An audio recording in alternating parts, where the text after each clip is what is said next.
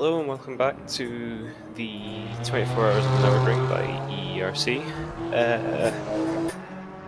for a slightly belated return for commentary.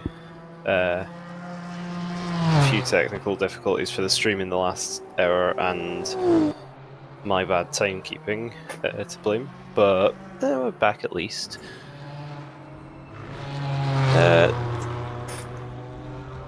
Due to sleeping, I've not especially been able to keep up with the race overnight, but I can already see, just at a glance, that there has been some shuffling of the order. As I currently open the live timing screen, first thing I spot is there has, at some point since I was last here, been a change for the lead. Luca Tavanari in the Rookie Monsters had a very commanding lead quite a lot of hours ago, last night at some point, which they seem to have lost in the last however many hours, as we now see the Boyd Transport leading. Not by loads, a minute and a half.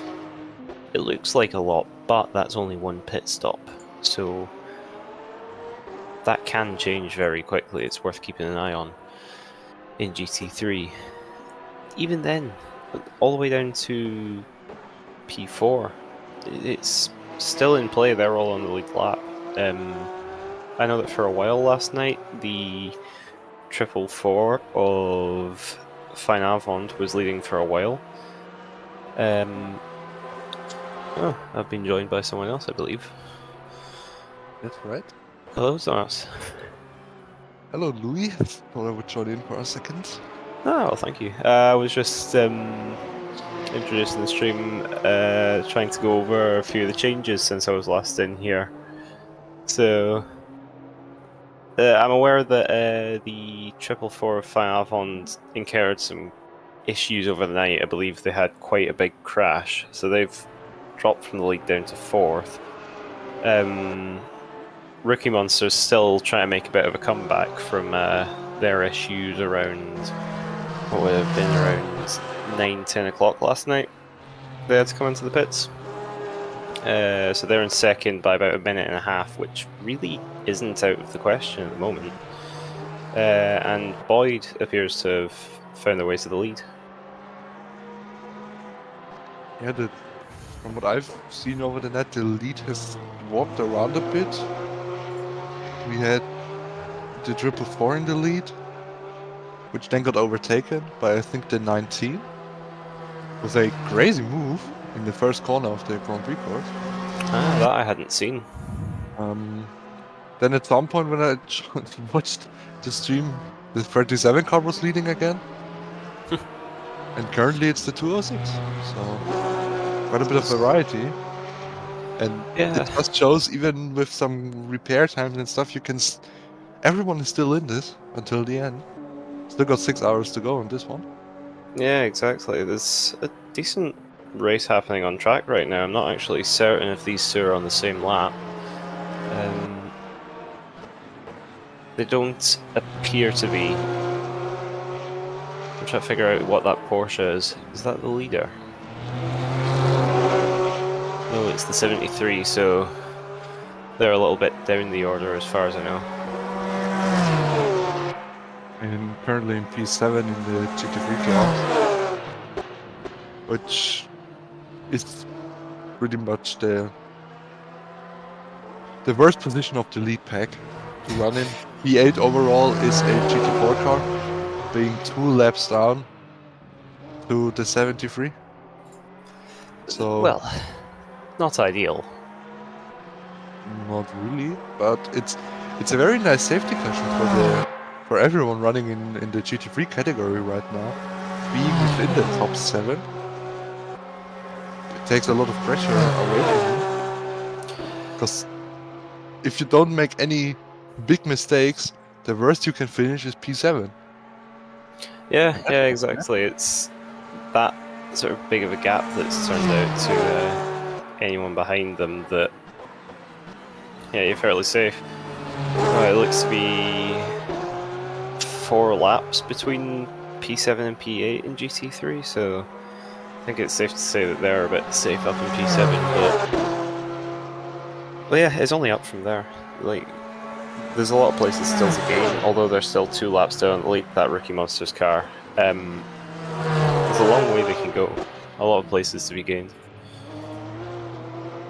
And a lot of stuff that can happen still. Yeah, exactly. We for sure will be there to see it. Either on track or in the commentary booth. Yeah, I'm looking forward to it. Anyway, I've only really mentioned GT3 while I've been here. GT4, if I can find live timing quickly. They appear to have had to change for the lead at some point. Or am I imagining this? I'm trying to remember who is in the Risk Germany team. No, that is the right car I'm looking at, is it not? As I said that, the live timing website appears to have completely reshuffled everyone I'm looking at. Which does not really help for understanding what's actually going on here. Works for me. Well, the number 64 Alpine A110 GT4 car, which driven by Dumont at the time, had to drop out during the night due to some technical difficulties. They were among the lead pack there. And as of now, the number 43 is leading quite comfortably in the GT4 class with 3 laps to the second car, the number 008 Speed car, driven by Pascal at the moment. If I'm not mistaken, the number 17, the number 17 is the first of the Supras. Currently running on P3, 5 laps down to the next car. It would be nice to see them make a bit of a comeback, but obviously anything they want to try is going to be hampered quite a bit by the long pit stop time that they've had to deal with throughout the race. But although it's a huge gap, they are still on the podium, which, considering the big handicap that that car has, it's pretty impressive. They managed to stay out of trouble quite well by the looks of it. Well, quite well is a sort of generous statement around this track. It's nobody stays completely out of trouble, but well enough that they're in a decent position. Now we also had a change for the lead position. The 37. What? Minus 25 million minutes remaining. Just the 37 taking over the lead position again, with the 206 going in for what looks like a scheduled pit stop. Yeah, they should be out right around now, shouldn't they? On cue, actually. I think that's them just left the pits now. Yes. So, a 4-second gap. I'll have to wait a little while to figure out who has the lead overall for longer, as the 2 cars appear to be off sync on the pit stops, but we don't know how much by yet. So that'll be one to keep an eye on, because although they're not miles away on track, they're not really close enough that you'll see them together unless someone makes a mistake, so it's good to watch the strategy and figure out who will have the lead closer to the end. I'll be back in a second. Alright. Oh, and he's gone. It's a good sounding car, that Porsche. Always is.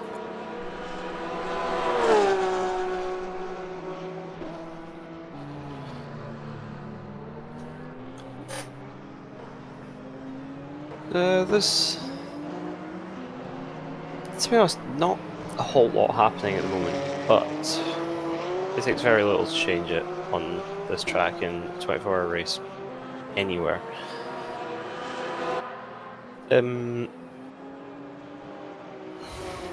sort of following this Porsche around for now, keeping out of trouble. To be honest, I've been back here for what now, like 10 minutes? Not a single incident. And that doesn't sound very optimistic, but knowing what it was like last night, that's not bad going, to be honest.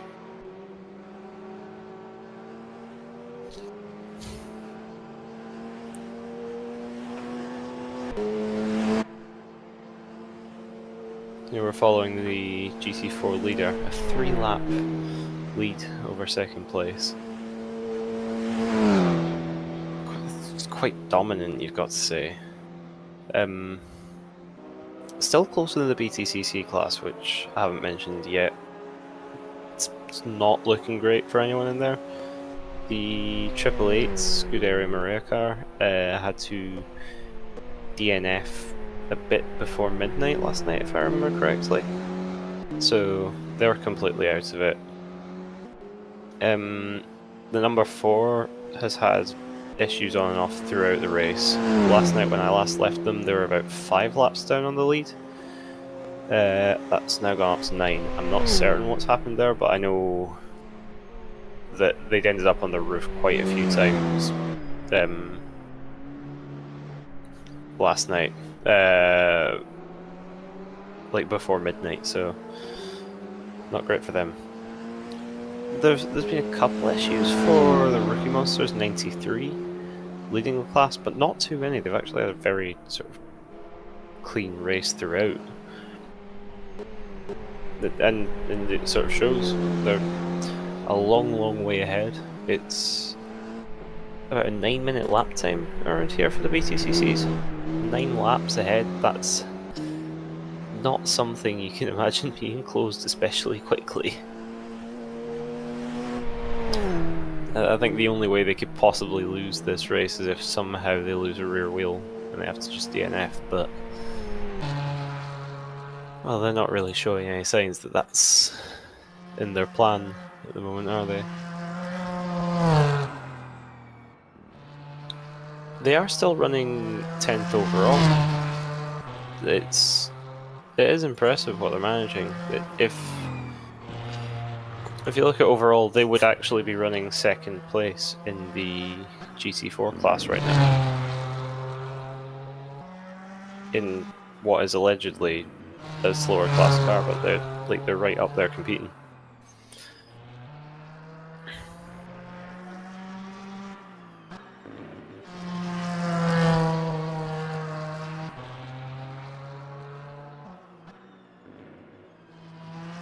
Here we see the Cow beer racing car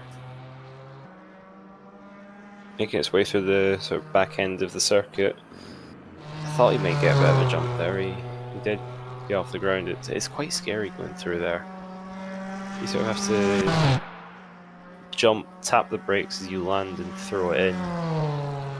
You can be careful and tap the brakes just before you leave the ground, but he looks to be pushing everything, Nicholas Mainland. See how much of the banking he uses up here. He takes it about perfectly, not too little, not too much. Now you'll want to carry speed through here, keep a sort of tight line through here, and get the best exit you possibly can to the straight. And Nicholas looks to do it pretty well. It's nice having this long straight around the Nordschleife because it's just sort of demanding track that you do benefit from that rest you get, definitely.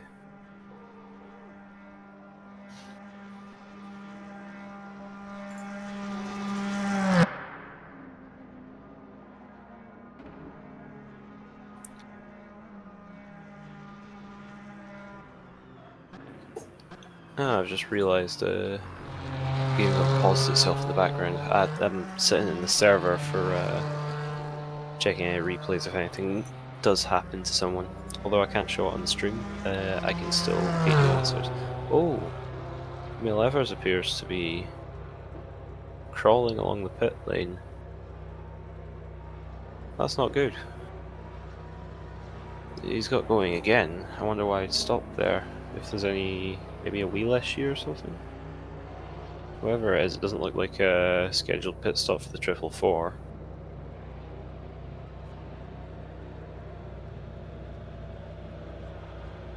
It's a big gap to the car behind, but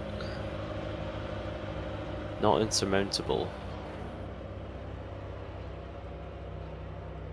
Maybe they've run out of fuel?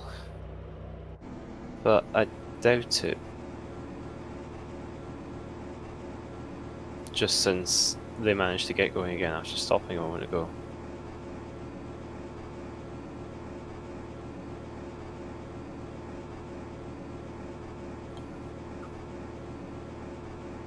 I think... no, they've not quite made it to the pit box yet.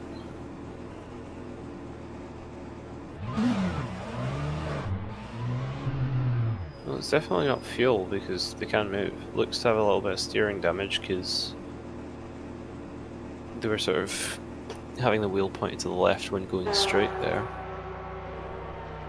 Not ideal for our race leaders from earlier on.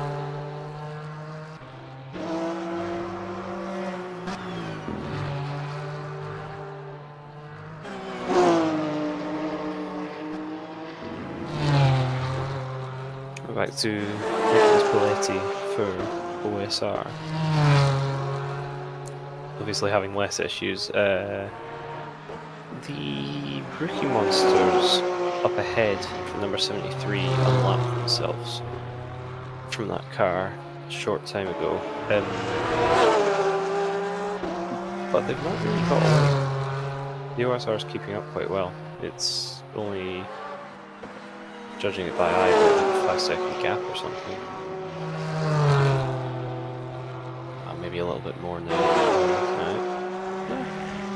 No, it's not huge.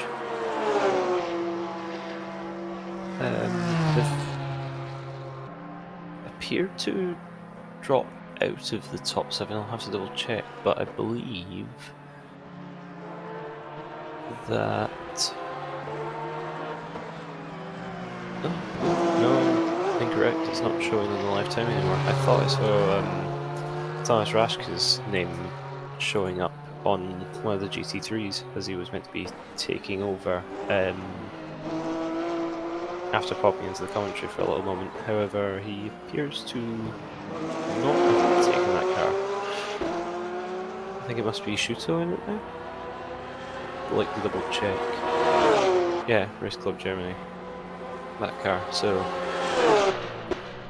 I don't know what happened there. He may have... he told me that oh, that was sideways for that Porsche. That's scary for the leader. But he's still pushing at this point in the race. Under 6 hours to go. It's still a full endurance race this left, but it sort of seems like quite a little bit after, well, 18 hours already gone. Yeah, Thomas had said to me that he was having to replace one of his drivers for technical difficulties, so I wonder if he hopped in that car, did one lap, and then left again.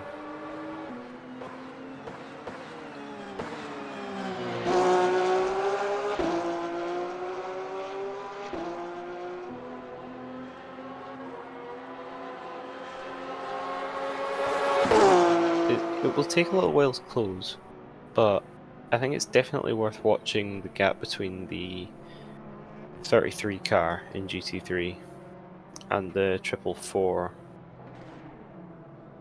Well, the 444 appears to just leave the pits now. I was going to say they look to have big damage for whatever reason that they stopped there, but they've got going again now. Luke Beck's behind the wheel in place of one of the two Evers brothers. We don't know which because they're both playing on the same accounts.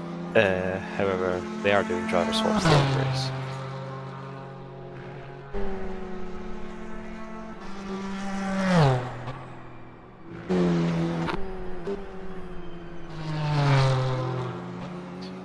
P2 here. That Boyd Transport, they are in a good spot. I do believe they've had a little bit of trouble throughout the race, but not loads. Although second place at the moment, they were leading a short while ago and will take the lead again when Luca Tavanari stops in that Rookie Monsters car, so it'll be interesting to see how that plays out as they come up to the back of an Alpine. That being, I believe, the 008 car in second place in class.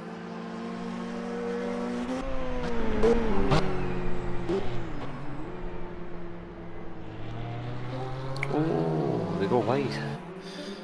It looked like maybe they were just letting the GT3 through, but that was concerningly wide. They looked to touch the grass a little bit there.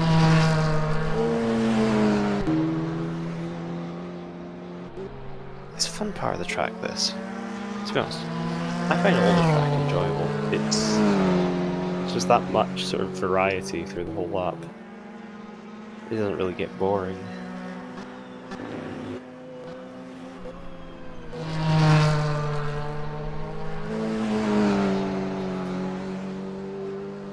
Now, it may well be just because of the little bit of traffic that this car's encountered, but the gap looks to be slowly increasing to the Rookie Monsters in the lead. Looks like it's gone up by about, I'd have to double check, but I think about 3 or 4 seconds this lap. Of course, now I'm saying that, it appears to have completely closed back up, but unless that's a timing error, it looks like the Rookie Monsters lost about 5 seconds in just that last straight to the Boyd car. I will have a quick check how it's actually going for them. Won't show on the stream, but I can report. Well, I've just had a look. They didn't seem to lose any time on the straight, so I think it is just a small timing error that caused that gap to fluctuate.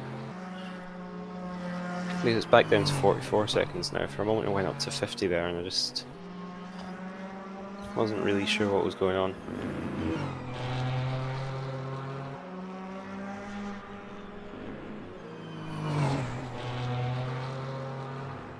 Seems the gaps have opened up a little more in GT4 from what they were earlier.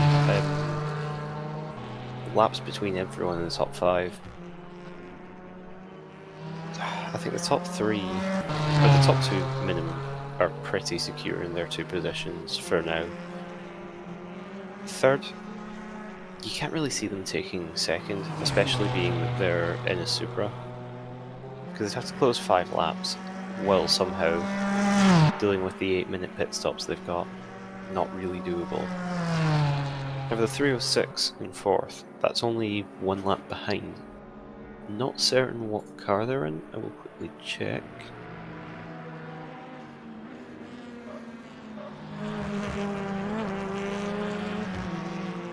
They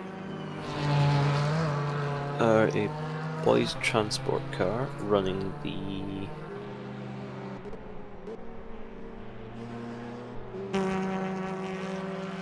Toyota Supra. Okay. Which means, in theory, the number 17, as we go back to the 33 in the pits, they've only been in quite recently, I'm sure. If I remember right, actually, they were in the pits at the same time as the 444. I may be wrong though, it might have been the 19 that pitted at the same time, I'm not certain. Yeah, the 17 of Latin and the 306 of Hallam Voice could well come together a little bit towards the end. It's obviously a lap between them, but A little bit of damage can change that. It's a 6-hour race. Over 6 hours, 1 lap, even around here, is very sort of doable. And for the first time in a while, none of the gaps in GT3 all the way down to 7th before you get sort of GT4s in amongst that field appears to be below a lap between each car.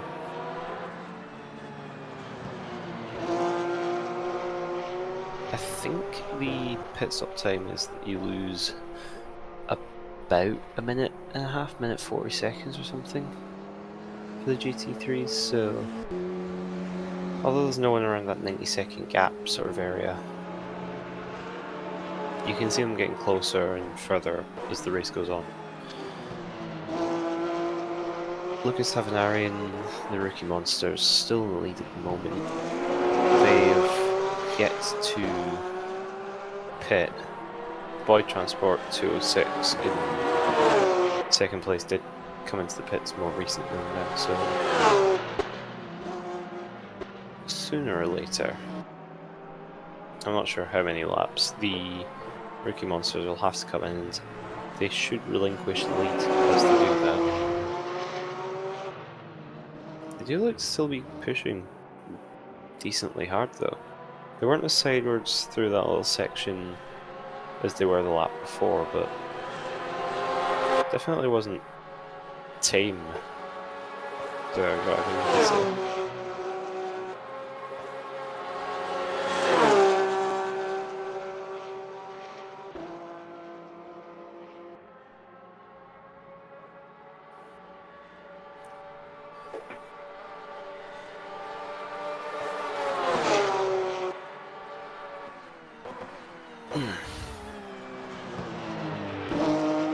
We follow them into a pretty quick section of the track. I mean, we're already halfway through it, but this downhill bit, it's not very technically challenging, but it can be scary with more than one car, especially with traffic. Now this little section here, a long right into a slow left, you have to really focus on the exit. It can be very easy to make a little mistake through here. Lucas seems to get pretty well. And what do you expect of the race leader? He's there for a reason.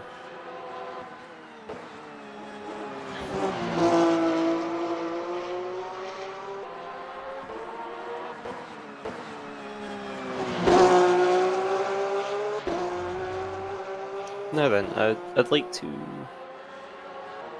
say to anyone in chat,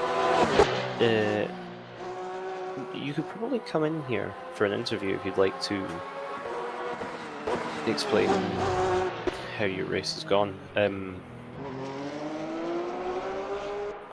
can't remember the exact way you're supposed to go about it, but I suppose ask somewhere on the Discord if it'd be alright. You should be able to get dragged into the commentary call if you join one of the channels and ask for it.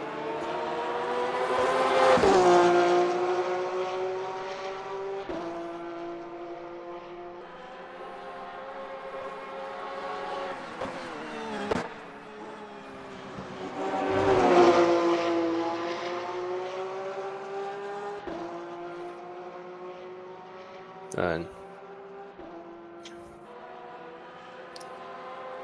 it's quite a long straight.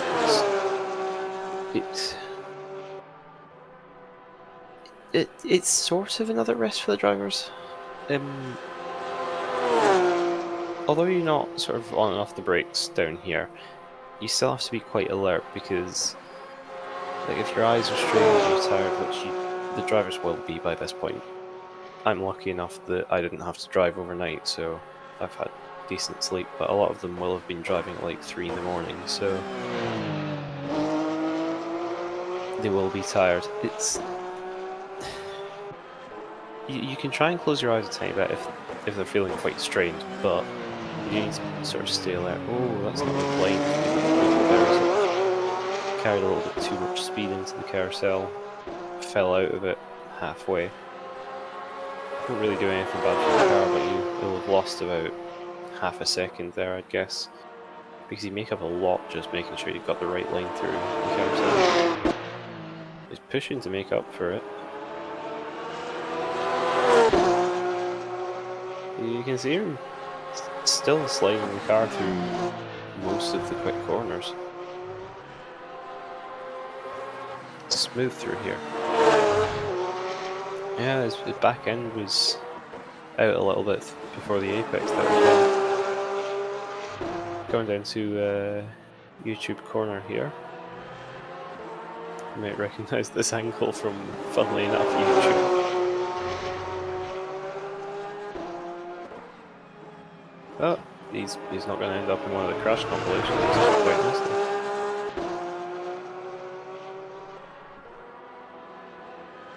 Let's see if he jumps over little Chris here. He definitely got off the ground there. Still keeps it nice and tight.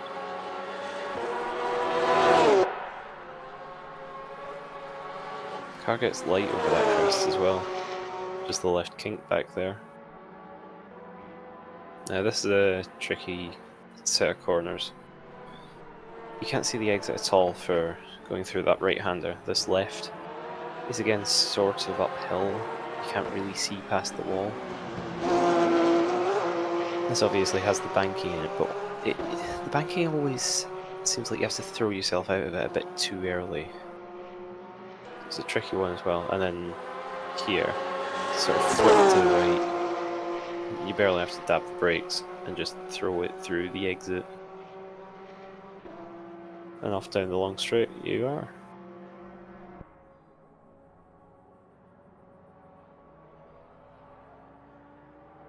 Yeah, I believe I was right earlier on when I said the gap is increasing. It looks to be up to 52 seconds at the moment.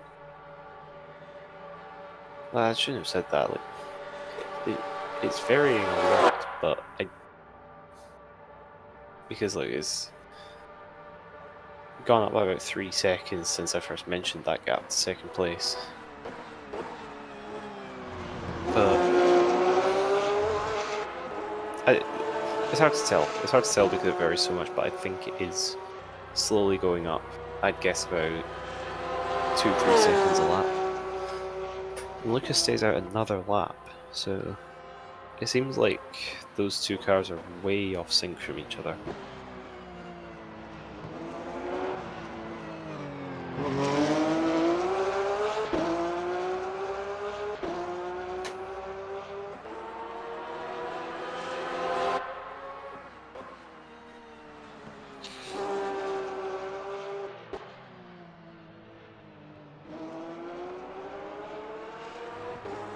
I'd like to see the number 33 car come into the pits sometime soon. I'm not certain that they are on that strategy. I think they pitted quite recently, but they're just quite close to the other rookie monsters, the 73 of Jack.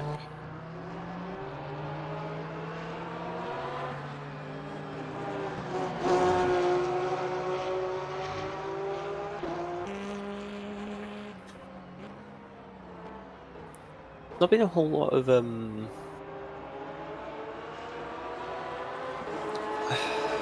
traffic recently for this. Oh, I thought he was going around there. That's close. Yeah, there's not been a whole lot of traffic recently for the 37. It's a fairly quiet bit of track for a stint.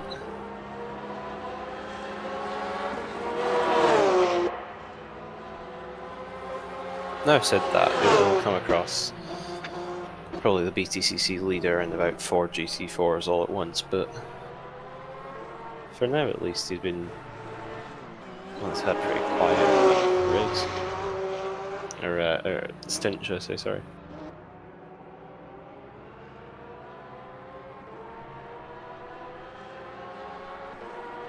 I was reading the YouTube chat. unfortunate for you Toyota drivers having the like 6-8 minute stop, whatever it is. It's something ridiculous. It's a shame because GT4 is a fun class, I find. I've never competed with that Toyota, but I've driven it around Imola a couple times, and it's a good fun thing to drive. Feels like its suspension is made of jelly a little bit, if I remember correctly, but still, it's a fun thing. I never really liked the Alpine as much as it. I've driven that on LFM when that was still a thing for R Factor. I think it was not actually long after they brought it out for R Factor, but obviously that's dead now. Yeah, about the damage repairs, I had seen that in the Race Director channel earlier on. Yeah, that's a strange one. Does it just not let you repair suspension damage at all? Because if not, that's not ideal for such a long race, because the chances are you will end up with suspension damage at some point around here. But I don't think there are actually any cars that haven't. Maybe the leader of BTCC? That Ricky Monsters car?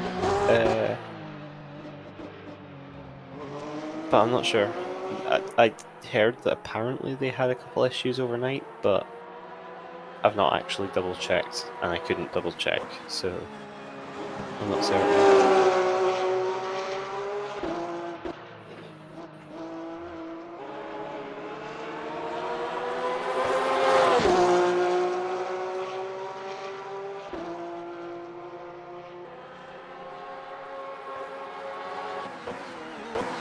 Yeah, well, bad is a bit of an understatement. It's a shame with these 24-hour races. There's nothing we can really do about it, because Chris can't exactly stay up all night. I think it was Peter that ended up fixing your issue in the end, or he fixed someone's issue, but he's not even like part of the race direction. He just happens to have the ability to do it, and was luckily, I'm guessing, at the end of his stint when you needed him. But unfortunately, there's just nothing that can really be done about it if you have big issues like that in the night.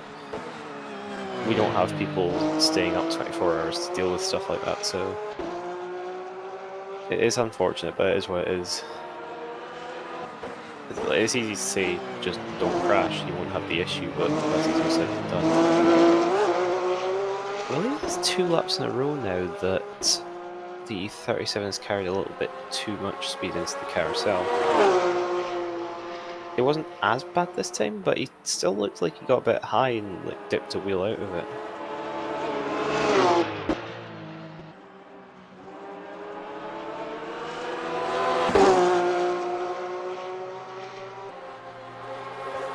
He'll be pushing through here though, even if he doesn't have to. Lucas Avenari, I've never talked to the guy, but anyone I have talked to at Ricky Monsters, they seem to just race for fun.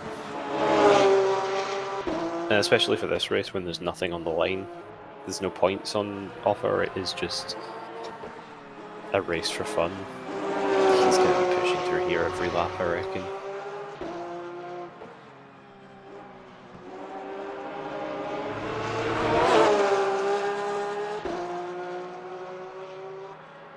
I'll say it every lap, but let's see him get off the ground just here. Oh, completely off the ground again. A little lift through the cut to the left. He was a little bit offline there. Whoa! Whoa! It's showing a different car now. That's the first time in a good while Auto Directors come to life. So it's the 6th place GT4 for Neurotic Sim Racing. Joseph Frederick Suto behind the wheel. He's quite a nice guy, Suto. I've chatted with him a couple times. You can have a good laugh with him.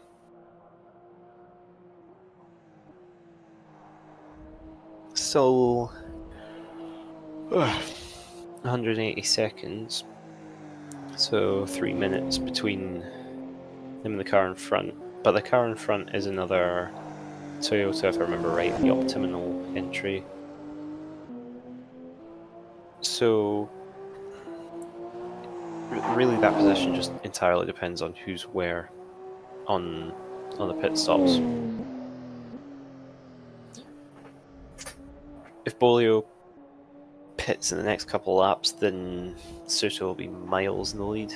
Then if Suto pits first, then Bolio's just long gone. Nothing that can really be done about it. I can definitely close up. I wouldn't say damage can close them up, because as I have heard from the poor soul Joshua Dexter in chat, repairing the damage on the Supra seems to be quite a big issue. Aha, we do have someone coming in for an interview later. It'll be nice to talk to Joseph then. Unfortunately, I don't think I'll be here for that. I will have to leave in the next 15-20 minutes because I have another stint after this, but I'm not certain who will be in. As of right now, there isn't anyone planned to take commentary after me. I'll be off at about 9 o'clock British time. Then there should be a 1 hour gap, and then we do have a commentator coming back, but it's not out of the question that someone else just decides to pop in the middle. We don't know.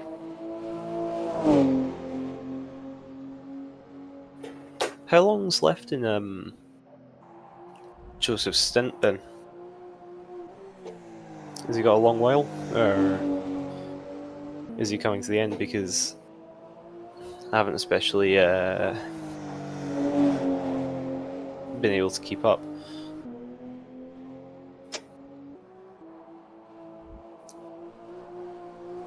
Look, I would consider showing the 43 car, as you asked, if I did have control of the cameras. Unfortunately, it's on auto director at the moment, so I have no control over who's actually shown on the screen. I believe Chris Tompkins might have the ability to, but he's currently deafened, so he can't hear what I'm saying. If you're lucky, he might choose to, but I can't say.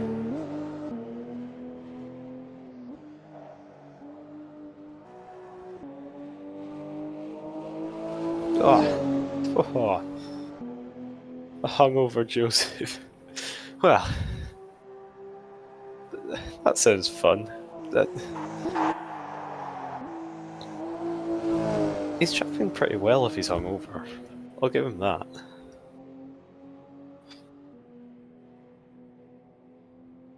But the poor man. Okay, the times you ask for. I can't sort by quickest lap times, but I can at least try and tell you the quickest time in each class.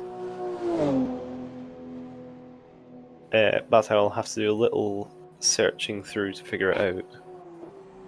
So I believe for GT3, the current quickest lap time is a 809.1. No, I'm actually wrong. It was an 807.4. By the looks of it, set by a car that now appears to be out of the race and has been for quite a while, the Dennis Bank IW Motorsport car. I believe that was the one with the cheetah on the side. Me and Ed Hunter were chatting about it a good while ago when I was doing some more commentary last night.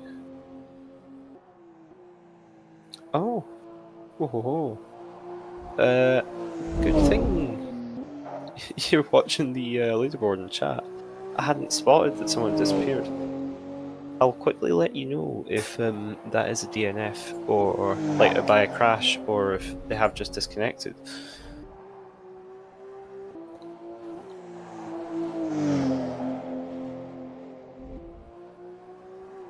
They look to have just disconnected, I believe.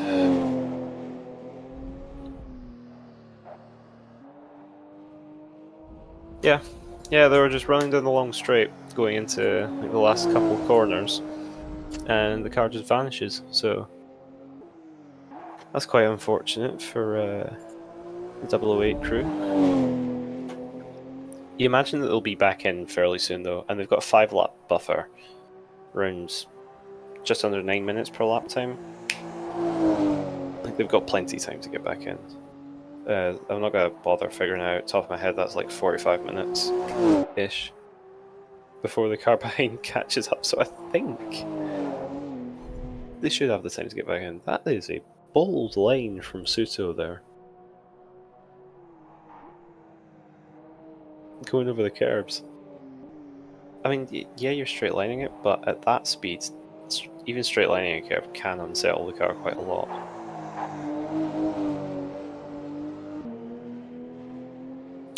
I hope he's not in a motion rig.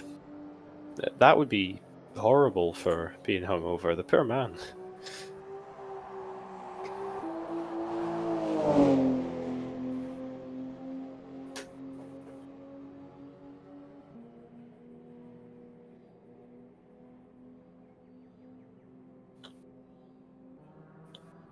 Oh, sorry, I just seen someone asking a little while ago who was commentating. I'm Louis Hartley. I was racing in the number 4 Fine Avond earlier, and I will be from in about an hour as well.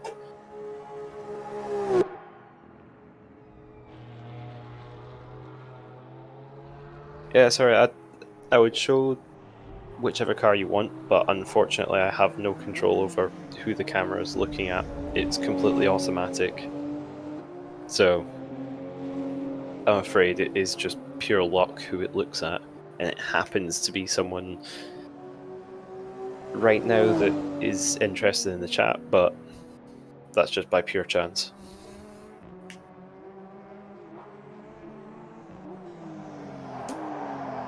Oh, that's quite a line. Brakes a little late, maybe locked up.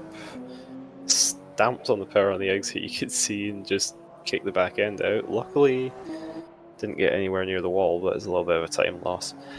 I'm sure he'll be fine with that though, considering he's just under 3 minutes behind the next car. He's got quite the lead. Has Neurotic to the car behind them. 61 laps. To be honest, I don't really see that getting overcome anytime soon.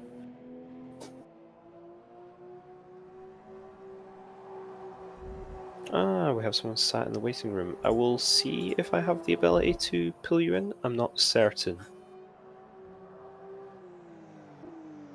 I do. So, hello Joshua. Wait, hello. I believe you'd like an interview. I'm so fucking sleep deprived, I just not swear. I'm so sleep horrible. Well, you sort of proved that immediately, have you not? Yeah, maybe. Well, what a start that's been. So how's your race gone? Well, I mean, it was an alright start where we got into the lead, and then the pit stops happened, and we realized, oh god, because we thought that when we pitted, it was like, oh, because I went to go check the fuel tank on the Alpines. I was like, oh, the fuel tank on the Alpines is like 94. We're gonna absolutely destroy him. And then we found out we had like a 5-minute pit stop, so that wasn't exactly ideal. Yeah, no. And then from there, we had about 2 hours where we just kept on crashing. Standards, yeah. Yeah, standard. Yeah, just Nurburgring stuff. But I mean, we were down in P7, and then we had the night stint. I think we got lucky with a few disconnections, and well, we're in P3 now, so I mean, I'll take that. But we've got 5 hours to go still. So yeah, it is very easy for something to go catastrophically wrong in the next 5 hours, and you know the chances are it almost certainly will at some point. Yeah, but I mean, we can hope. I mean, the driver we've got on at the moment, Latin, and he's pretty fast, and I think he's not taking it too fast at the moment. So I think we might, for the time being, we'll be pretty okay. Yeah, you've got a bit of a gap behind at least. I think you may struggle without any huge issues to make it up to P2, especially since they've managed to come back from their disconnection now. But Yeah, I was gonna say, I think we were kind of thinking there's no point, like with the Alpines, anyways. There's almost like no point in even trying to compete with them because like you just can't. And I mean, just looking at the pit times and it's nowhere near to what I think. Because I don't know, did they try to nerf the Toyota, or was it that just happened to be what the Toyota was like? since this was always just planned to be a standalone event in the off season, I don't believe there's any BOP put on any of the cars at all. Right. They're just as the game comes with them. It's a shame. I believe the two GT4s were made by completely different modders, but it's better than having a sort of single make class, I think. Even if you can't compete at all, Yeah. for the sake of the variety, the race doesn't mean anything. It's not like there's a huge championship on the line, so it's a shame that you can't really compete, but I'm sure you've still enjoyed the race. It's that sort of thing where you don't necessarily have to do well, you'll still just enjoy taking part. Oh yeah, absolutely. And I mean, it's that for us in Apex, anyways. It's our first one, so to say we're in P3, we're not exactly mad about that. We're quite happy with it. So Yeah, that's quite good. Do you plan to take part in the full endurance season after this? I believe I am. I think. Yeah. You sound a bit unsure. I'm a slight bit unsure. Hold on. Yeah, no. We're under. Well, I'm driving under Optimal. So Okay, right. Are they still running LMP2 for next year? yeah, they are. Two of them currently. So, all right. well, Yeah. Optimal tend to have some pretty good drivers in there, so could be quite a competitive team. We'll have to see though. yeah, I mean, we'll see. I mean, one thing as well, which I'm really confused about, is Team Iris. I mean, I don't know how they've managed to bring 3 cars and have 2 of them DNF and one of them in last, but I mean, it's just really unlucky. I think I don't know what happened to them, but it was kind of just seemed dropped like flies. That's just Team Iris for you, to be honest. Like they seem to be the most inconsistent team I find. Sometimes they just have the most, like, the quickest aliens you've ever seen in the car, and they'll just completely dominate. Like in VEC this season, if you've been keeping up with that, I think they won the first 2 races in LMP2 in Split 1, just no competition. And then you'll also have this where they just throw 12 cars at the race and just see what happens, which here doesn't seem to be quite a lot. Yeah, I mean, where do they? Because I'm not gonna lie, I wasn't awake for qualifying. I was still asleep. But where do you know where they qualified? I can't remember exactly. I know one of them was very high up. I think one of them still has the fastest lap. They've DNF'd, but yeah, the 77 car. Oh no, it's not the fastest lap, but it's still very much up there. It's set in 809.1, which I think was the fastest lap for quite a while earlier in the race. But they were literally the first car to DNF, which is Iris, to be honest. Just Iris things, you know. Why wouldn't they? Why wouldn't they? It was quite entertaining for a while, like try to figure out how long it'll be until you see the next purple M4 without a rear wing, but yeah, we've gone quite a while without him. I mean, yeah, we saw a lot of them just going around. Like you just see them, like not even just the Team Iris one, it's just like all of them in general. You'd be going around, it's like, oh, another rear wing, there's another rear wing up there. Oh, you put that rear wing there. It was just yeah, you just see a lot of them without rear wings. One thing that also confused me is the see a lot of people wall riding. I know for a fact that there was one earlier on that did it because they could not steer in the slightest. I don't know if you're awake at that point, but I think like from up until about 8 o'clock or something British time, there was Pascal Eggert in the orange Astra. That ended up on its roof lots of times. One of the times ended up with that much damage on the in lap that it could not steer either way and had to just wall ride back to the pits. Yeah, I'm gonna say I think I remember seeing a was it Roy? What's his name? Pascal Eggert? Pascal. Yeah, I remember seeing him just like rocking around the track. I was like, oh, yeah, another car wall riding. Why not? But He didn't have a brilliant stint, but on the plus side, nobody in that car seems to care. That they're just here for fun. I'm gonna They're say like, you go. I'm gonna say it's the BECC. There's like 3 cars in it, and one of them is DNF. So I think they're kind of just Yeah, exactly. But like, I think the main reason they'd entered the Astra was just for the sake of nobody else was in a front wheel drive. There's got to be at least one, right? yeah. You can't have a front wheel drive. It's basically the whole point of the BECC. Yeah, exactly. I think, although only 3 showed up, there was 6 sign-ups for BTCC, 5 of them being in the BMW. So, I mean, good on them. At least attempting the Astra. Yeah, well, I mean, it's not a competitive race, so I mean, I'm quite impressed with the pace of that Rookie Monsters anyway, leading BTCC, because although there's no competition whatsoever, it's like a 9-lap lead. They're still setting good laps. yeah, I haven't checked their recent pace, but they were going like 6-7 seconds quicker than I could for a good while. Are you in the BECC? I'm one of the drivers for the Astra, which isn't at all biased at all. Not one bit. Never would be biased, no. Oh, no, it was good last night on the commentary. We got Pierre Schumann in as well, him also being an Astra driver. So we're trying to like spread some propaganda for the front wheel drives. Unfortunately, there's nothing to like recruit them for. There's no more endurance races with them. So, oh well, worth a try anyway. Yeah, it's always worth it. It's always worth it. One thing I'm also a bit. Hang on. Do you know anything about rain? Because I haven't checked the weather today. Everything I'd seen yesterday was that from about 10 o'clock-ish, it was meant to start raining. It's changed a lot.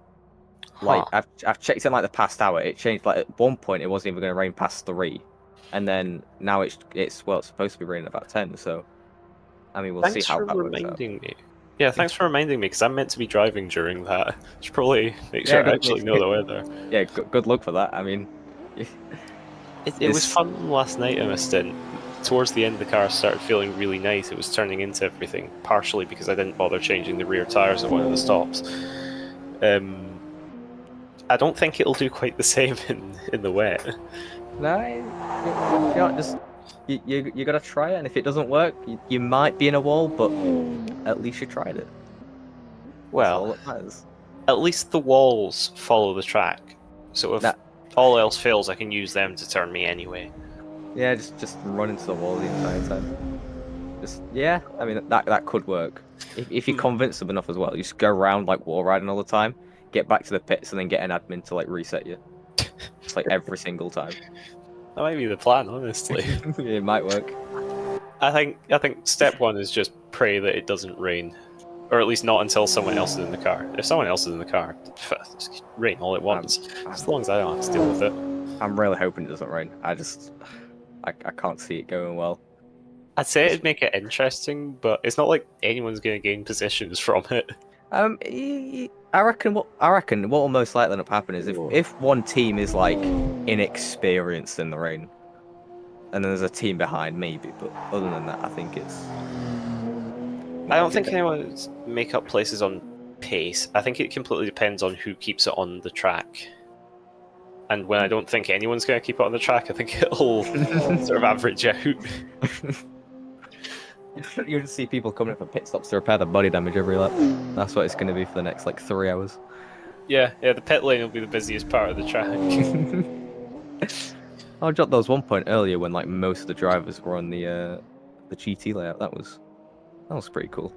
But they're all doing their own thing now. Yeah, I did a 3-hour stint last night, and I think I saw about 4 cars the whole thing. So that'd be nice. Yeah, I was doing it last night. I managed to get through the entire thing, like completely fine, and then on like my last 2 laps, I got knocked in the back. So it was like, I'll just come in and then we pitted. But I got really unlucky at the end of my stint, which was slightly annoying. But we moved from it, and we're still.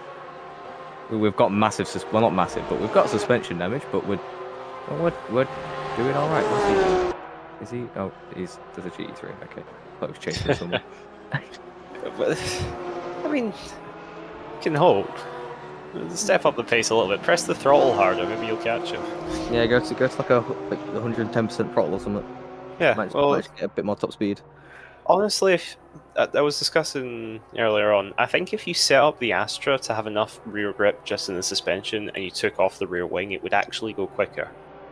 So that could be something to have a look at. Soften your anti-roll bars, deliberately lose the rear wing. You might actually set some GT3 laps.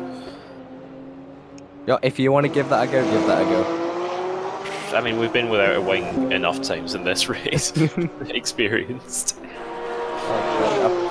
I'm getting PTSD from just looking at all the GT3 cars without a rear wing. Like, I just feel like, oh, careful, there's a GT3 in front of you, and there's just nothing. Yeah, they've been filtered out a little bit now. At this point in the race, you've only got the ones left that can actually keep their wing. Well, you can't say it's towards a DNF. That's that. Oh well. I mean, if you lose your wing that many times, sooner or later, you're not going to get it back. No. You know, I think it. Yeah, I should ask you. Is this a normal amount of people to DNF, or is this like absurd? Let me quickly check how many we've got. Well, everyone up to P18's DNF'd. It's quite a lot. Ah, right. Obviously, you get quite a lot in a 24-hour race anyway, but just around here, it's going to be even worse. I'd expect about maybe 4 less than this normally. But like in EERC, you do still get quite a lot of DNFs, but just not this much. To be honest, I'm actually somewhat surprised there aren't more by this point. I thought a lot more would have died off in the night. I think we were considering just giving up at one point. Well, a couple of years ago, they did the Norse Life as part of the main endurance series. Only a 4-hour race, but they had LMP1, LMP2, and GT3. I think, I could be wrong with this, but I think there was only about 4 finishers. So that's not a lot of finishers. That's not a lot of finishers, no. No, it's So not at all. You can see why I might be a bit surprised at how many people are left. I mean, I've not. You go. I'm gonna say I'd like to say I've not done a 24-hour race before, but I just. I'm so sleep deprived. I'm so sorry. It's part of these races. I've been lucky enough that I only have to drive at like reasonable times, so I got like a good 6 hours sleep last night. But wait, what time were you racing? 11 o'clock, and I had an alarm set for 6:30. So I raced until 11. I'm probably racing at the same time. Wow, interesting. Didn't manage to take you out though. Now I think about it, I did manage to keep a Supra behind me for an entire lap at one point, so That I could have don't been think me. that was you. It might. It well could have been. I'm trying to think. Did I get kicked behind? It I don't was like my second last lap of the stint, if I remember right. I think it was a black and white one though. I think Was it really stupid looking? they were stuck behind an Astra for a lap, so they didn't look great. It well could have been me. I think it was actually the neurotic car, which is great considering one of their drivers planned to come in for an interview later. No, that is a black and white car. Okay, yeah, no, it wasn't us. I thought it. Okay, no, that is very black and white. It is very black and white, yeah. Wait, what have we got on the front? Is it like no? That's just the grill. That doesn't matter. Are you having a look at the neurotic or the Rookie Monsters on stream? Neurotic. It was showing it for a good while earlier on in the stream. Oh, he nearly just died. They've got quite the interesting livery, Neurotic. There's a couple cats on it, which is always a good thing. See, I think that our livery goes hard, the Apex GP one. It seems to be like an amalgamation of quite a few different liveries. You got.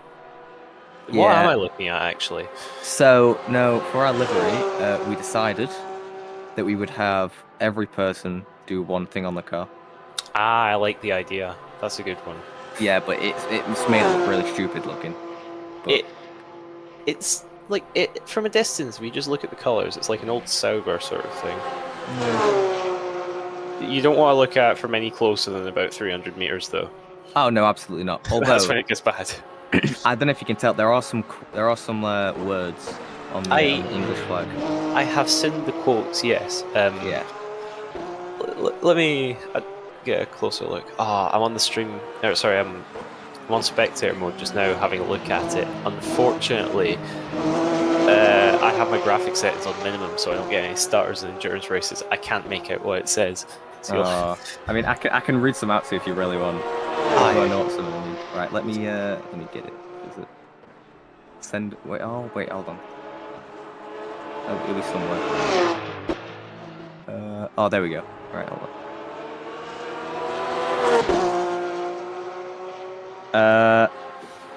Wait, do you have to be family friendly here? Some of them, I think. Ideally, yes. Right. Okay. I think it's stupid stuff. I mean, I heard brain cells being left, right, and center is one of them. You can tune a guitar, but you can't guitar a tuner. That was one of them. Yeah, no. Ah. And then there is don't let Joshua Dexter touch this, and that's where the door handle is. So. Ah, I see the arrow. Yeah. Yeah. Pointing at the door handle. That's good. There's loyalty is good, but money's better. Oh yeah, yeah. Yeah, because who doesn't love money? They're all things to live by, honestly. Dommy's a wet wipe. Well, of course. So yeah, like things to live by. Yep, Dommy's a wet wipe. That's And I would rather be a clean driver than a fast driver, which I have completely ignored. But yeah, no, that falls apart after a while. Every time. Yeah. After about 3 hours, just can't be arsed anymore. You just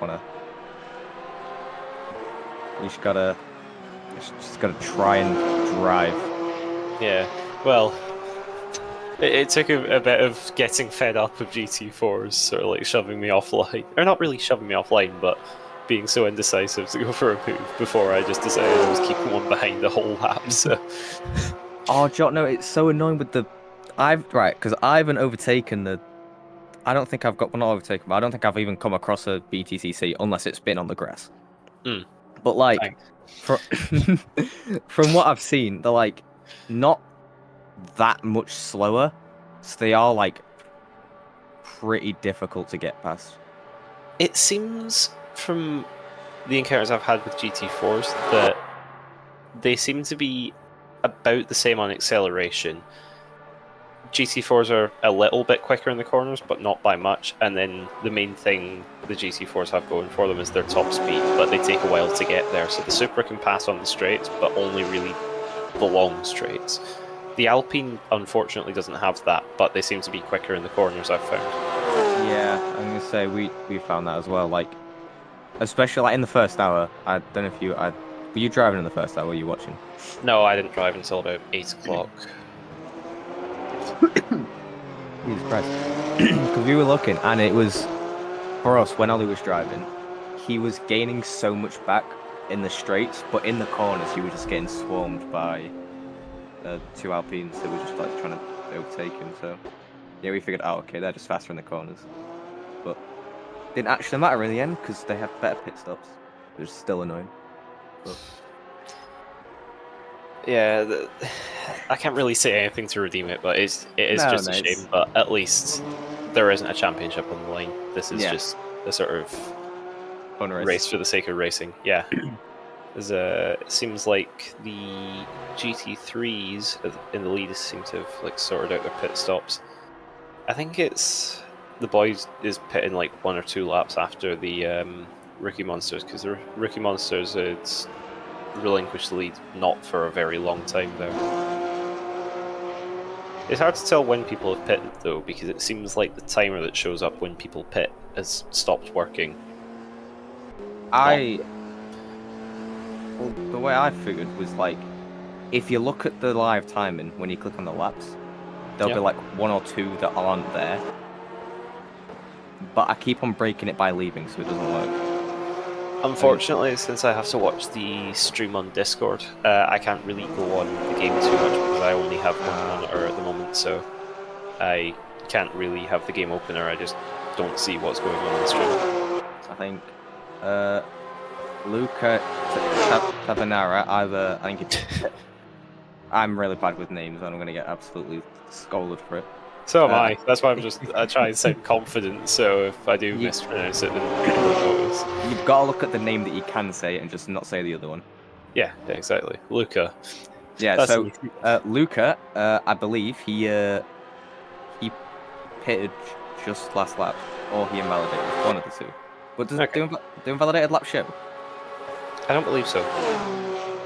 I don't think they should show at all, even like in red or anything. I think it just disappears entirely if it's invalid. It might just be an invalid lap because there's no way he's pitted after 10 laps. If he's got like a 9-minute odd lap time, then chances are he's pitted. That's just... Unless he made a mistake. Simon Kingsbury. It could be that, but the gaps don't seem to have changed at all, really, so I don't think he has. It does look to be a long pit stop for that Boyd car, though. Regardless, like, he's still in the pits now. How long has he been in for?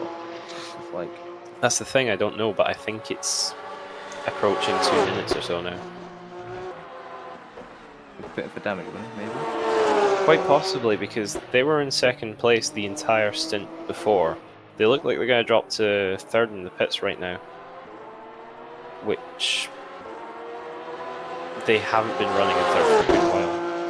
Or, well, maybe they would if third didn't come into the pits just behind them, but... they got quite close there. We'll have to wait and see when they come out. I can tell if it's been a long pit stop once I see the gap to first, but I can't see it until they come out of the pits. I'm gonna say something. Alright, what if... Right, they've done a driver swap, and someone's forgot to plug the wheel in. Could be that, but the name hasn't changed That is next to the thing. So it could be... no, the name would change as soon as they get control again. They have left the pits. They've got a penalty, though. What? Apparently.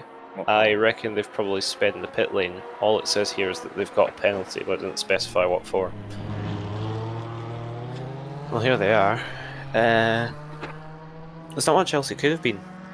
Aside just speeding in the pit lane. Maybe they crossed the pit exit line, but I don't think that does much. I think, because we had the issue with it where our driver got 2 penalties. But let's have a look, hold on. We'll find out next lap if they come into the pits again. But I do need to leave for a stint soon, so I might not be here next lap. I'd tragically for you leave you here to do commentary on your own, but Oh, I guess I've gone from the interview to the commentator. yeah, well that's what the interview request was for. I was actually just trying to recruit a replacement. Oh, for God's sake! What have I let myself into? Unlucky. Who knows? I probably shouldn't leave somebody here unattended. Though. Yeah, no, yeah, I probably should. Find myself in a location, but I'm sorry, but you've been evicted. So actually, I just want to check if he did speed in the pit, because he might have. Why is he going 100? that sounds like an answer then. Right, he definitely sped in the pit. Sounds like it may well be a stop-go then, rather than a drive-through if it was quite bad. Yeah, he was going because we didn't realize it's the first red flag on the right. That's the pit speed limit line. Yeah.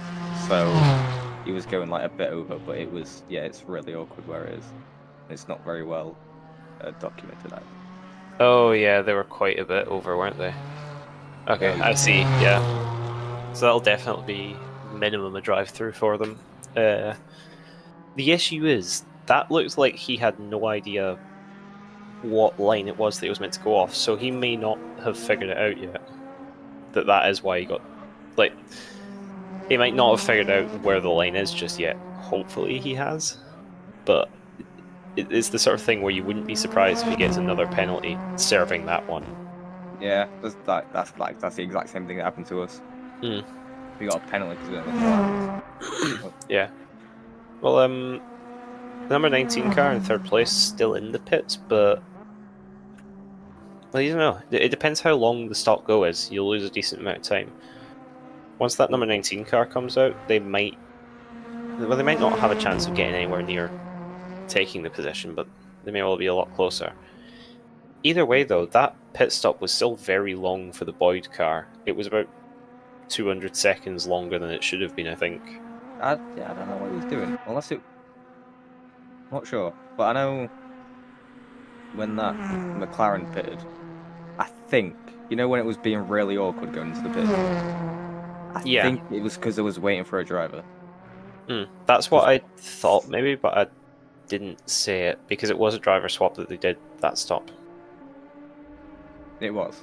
Or wasn't?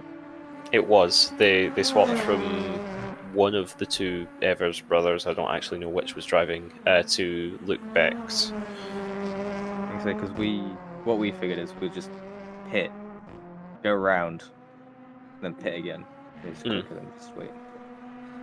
We got a stint to do in like a half an hour. Yeah, I'm sort of like hanging on as long as I can to see if there just happens to be another commentator that's going to take over, but to be honest, I don't think so. I've also asked the team when I'm actually needed. Haven't got any response, which is probably because the only two people currently in the call over there is the two people driving, so... Oh. He doesn't look like he's in pit lane at the moment since it's showing my car. So that's a good thing. I'm not that late. Yeah, you got well. Are you Rookie Monsters or BTCC? I keep on. I'm fine. I've on in BTCC. This car is showing now. It's. I've been doing the main BTCC championship as well the last however many seasons. How many seasons is it now? I think we're going to season 4 next month. So that's good fun. I'd recommend sticking a team in there if you're at all interested in the cars. Yeah, I mean, I'm gonna say I've not done much BECC stuff, but I wanna do British Touring Car. I say BTCC at EERC. I've done much EERC, but I want to do BTCC because BTCC looks fun. It's BTCC. Yeah, I'm not sure how many slots are still open for the new season, or for the race 1 of the new season. Race 1 normally fills up quite fast. Last time I checked, I think there was another like 2 spots left, but normally race 2, race 3, it drops enough that you can get a spot if you want to by then. Yeah, no, that happens in a lot of leagues where it just the first race is, oh my god, racing, and then it just goes downhill. Yeah, it's an unfortunate thing with leagues without an entry fee, but that's just what EERC is. They've, as far as I know, never have had an entry fee, which is just part of who they are, but it does mean that you get stints like this. I have just received a message. Okay, so as it turns out, this car we're watching now apparently has 2 laps left, so I'm going to have to leave, like, pretty much right now. Alright, well, good luck in your drive, I suppose. Thank you. Unfortunately, this does cut commentary short, and you're going to have to be, like, forcefully evicted from this call, but... Yeah, that's fine. You never know what I'll be like. Yeah, well, it was nice having commentary for a little bit. As far as I know, it's only meant to be blank for like half an hour, and then we should have someone back. So, Ed Hunter, or that's the only one I know. No, Ed Hunter should be in like an hour and a half, but he does have a habit of like just popping in whenever he's ready. I think. It should be on the stint sheet. It says Checo R. I've not spoken to him. Have no idea who that is. So. But you've got a stint sheet for commentators. Well, yeah, like it's we don't really like having blank spaces whenever we can, so No, you have a stint sheet. It's not like concrete, but if you can stick to it as much as possible, that's good. Yeah. Anyway, I will have to go now. It was nice talking to you. Yeah, you too. Sorry, stream, but we'll have a commentator again soon. Bye.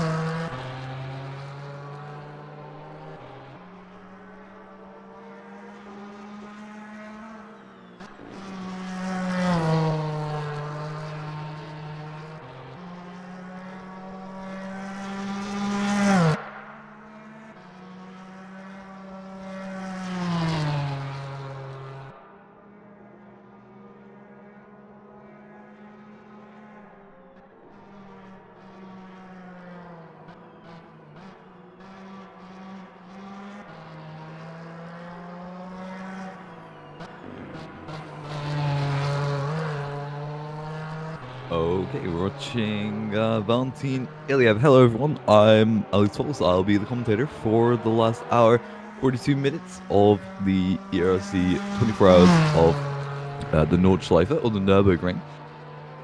It doesn't seem like we've had that much of an interesting race, and I do apologize that there has been no commentators. I don't know how long it's been that case for, but we're here now, or I'm here. I don't know if anyone's going to be joining me for the last hour and 40 minutes, so you've got me. That's all I can guarantee you. That's what I can say. What has happened, though, is the 7-Eleven has DNF'd. I don't know if that happened recently, but I saw it pop up.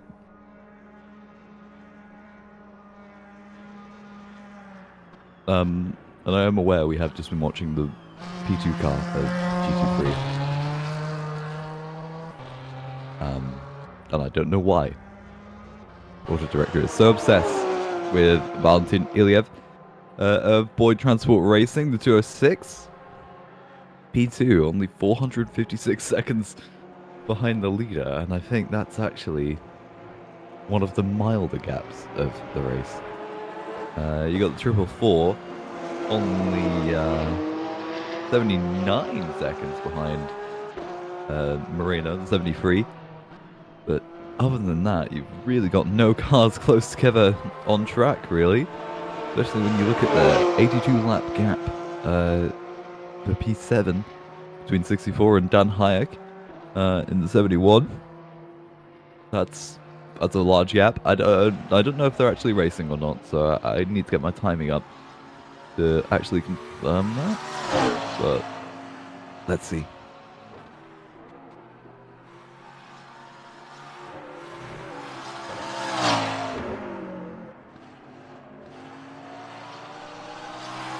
Okay, they're not. What are they? Yeah, they're still driving. Pretty impressive. Yeah, I respect that. I do actually respect 82 laps down. Anyway, we actually got a different car, the Finavon and Benjamin Reinhardt. Now watching the closest car to being in a battle on track, and actually is slowly approaching the 73, going through the third or the last part of the Nordschleife here. Notoriously difficult. Caught many drivers out this race, I'm sure. But the miracle, I think, of everything is that we've only had 8 confirmed incidents from race directors, which I don't think has ever happened. That seems incredibly low for a 24-hour race.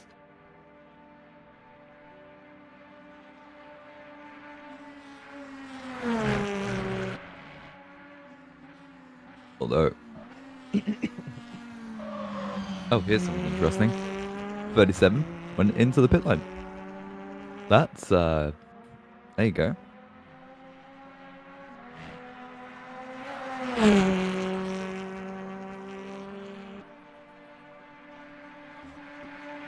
And we're watching Bradley Sellers, so good job to the Team Murky Monsters. They're leading both in GT3 and in the British Touring Car Championship section, which I do think is an odd choice, but each their own, I suppose.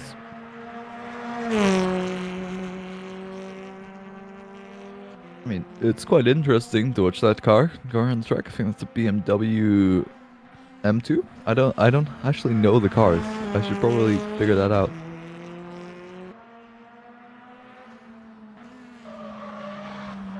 Amount of reports. Oh wow. Yeah, so 8 reports. That's quite rare for a 24-hour race, that's for sure. But I think that's the thing with the Nordschleife, and most of the penalties, especially with incidents, get given by the Nordschleife itself rather than actually through race control.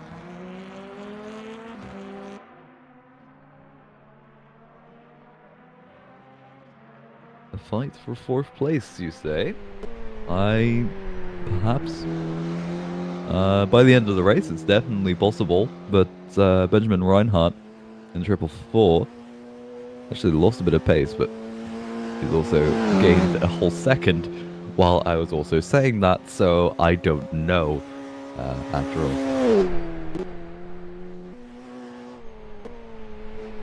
Here we go. This is GT4.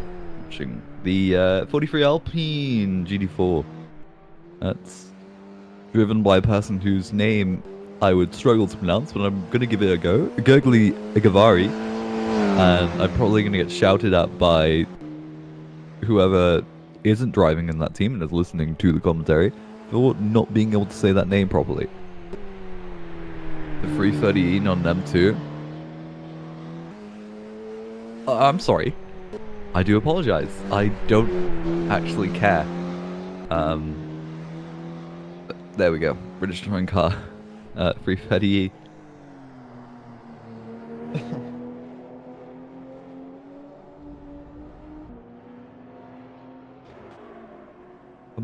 We're looking at P3. Yeah, we are. We're looking at P3, the Apex Grand Prix. That's.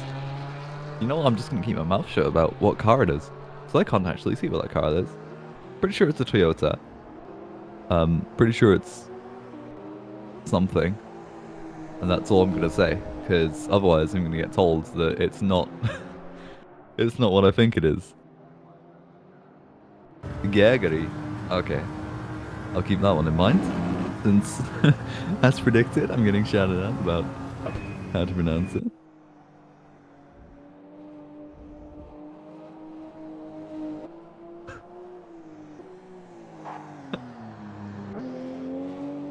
Oh, it's a Supra. Okay, I could have just read that it was a Supra. Right.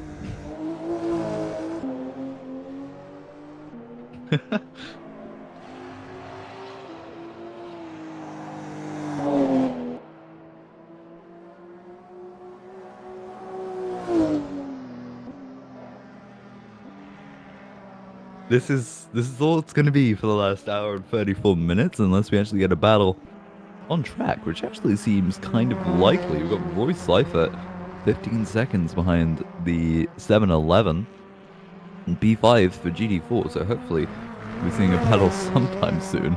And that's a sight I'd never think I'd see. A Vauxhall Astra, the number 4 car, around the Nordschleife, especially in the touring car configuration, just feels sort of wrong on so many levels.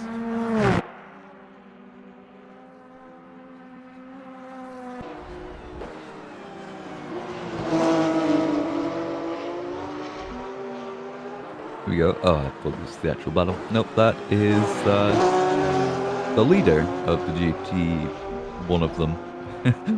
I think that's the GT3 car. Yeah, it is, because of the rear wing. So they're just getting a lap, which is it's expected. Happened many times, I'm sure.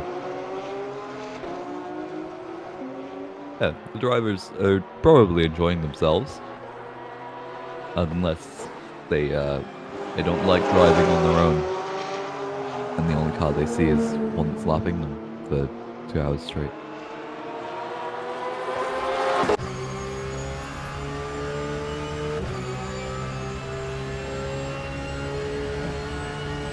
I like how, I don't know if this is Chris doing it in the direction, or it's also director just being convenient, but it likes to pick the car that I'm talking about, just so it can show me what car it is. And I'm sure I'll find out in just a second whether this is auto director or not. But it feels too convenient not to be auto director.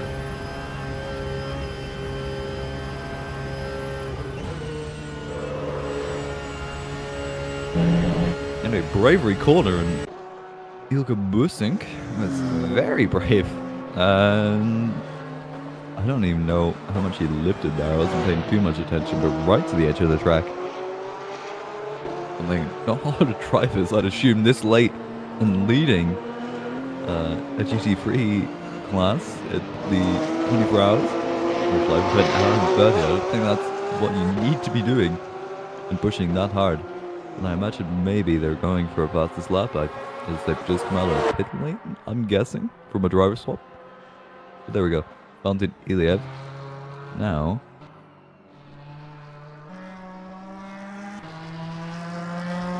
Just in the pit lane. I thought his car dropped.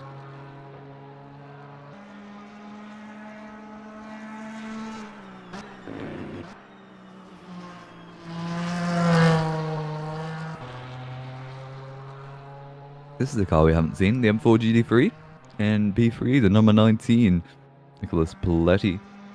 Only 245 seconds. Try to work out where on track he is. Oh, he's headed towards, I believe, the carousel. Oh yes, he's on the straight before. Right? No, that's not the carousel, that's the final sector. Final big straight. I haven't actually seen it from that angle before. It looks quite interesting, but hold on, that's a lap down. Yay. So they've just unlapped themselves from P2, so they've got 350 seconds to go as Valentin Iliev finally gets released from his prison within the pit lane. And I do hope that we don't have the glitch where it shows that someone's in the pit lane forever, but I'm assuming we do. It just seems fitting. There we go. So you have to refresh that, which will be rather convenient.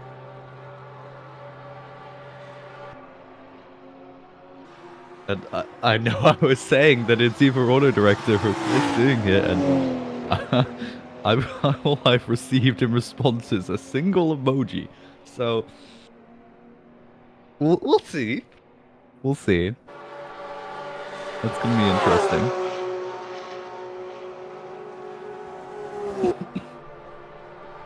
And I swear that these car names were not there before. And in the team name, but I guess they are. So that's helpful for me because usually they aren't in the team name. Usually it's just Boy Transport Racing 206. In previous years, or at least last year it was when I was commentating, I had a very big problem to misidentify the Orca and the Ligier. Easy mistake to do, not at all, but definitely difficult. And it took me about 3 races, including a 24-hour, to kind of understand the difference between an Orca and a Ligier, and then eventually that just seems to carry in to here where I can't identify these cars on the Nordschleife. Well, I've only been here for 17 minutes. That's fun.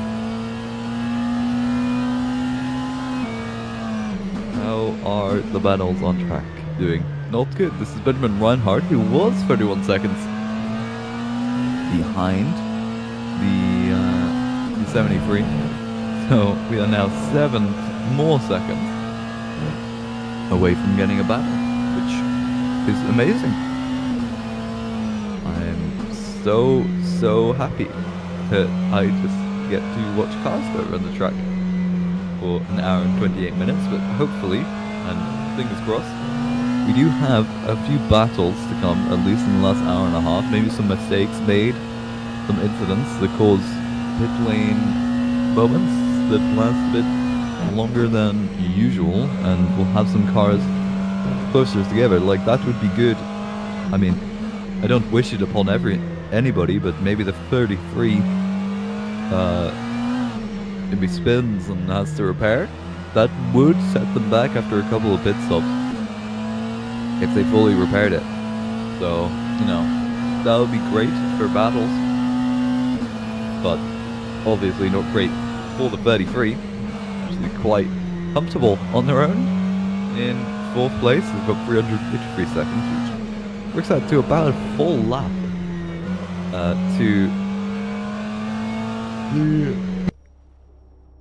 19 car, and speaking of spinning and crashing into a wall, there's the second place, the what's an Alpine? The 08 car by Tom van der Pasch, but conveniently next to the pit lane, and no damage, it seems, received to that car. Or at least they think so too.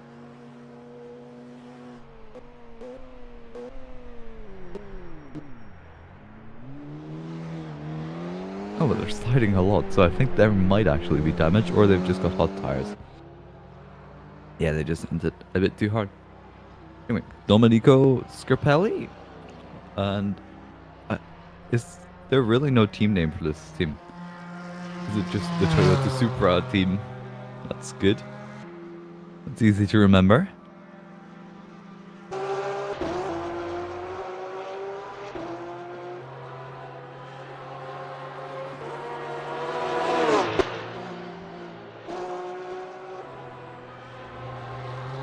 Oh, that's smart. Ricky Monster had the 37 and the 73. I see. Is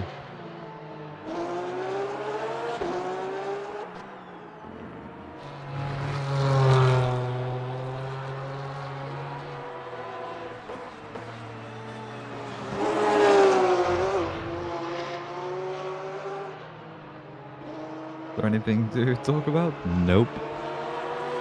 Beautiful, that definitely. Wow, I'm tired. But in GT4, there is definitely nothing that's going to happen, presumably, by the end of the race. Unless something catastrophic happens, like a disconnect. In which case, we may get a battle. But I realize talking about it as the commentator will actually probably remove any chance and any hope that we have of seeing a disconnect or any actual battle. Considering every single time I seem to claim that Benjamin Reinhardt is gaining on the 73, I get my hopes and dreams shut down incredibly well by them now losing 10 seconds to when I said they were gaining. So maybe I should just stop talking and commentating about the race and just talk to people. Yeah, that'd be a good idea, because everything I seem to want, everything I seem to want to see on track, just doesn't happen. And I don't know if I can have a track map that I can use on the timer. I don't think I do. But I'm willing to assume that people aren't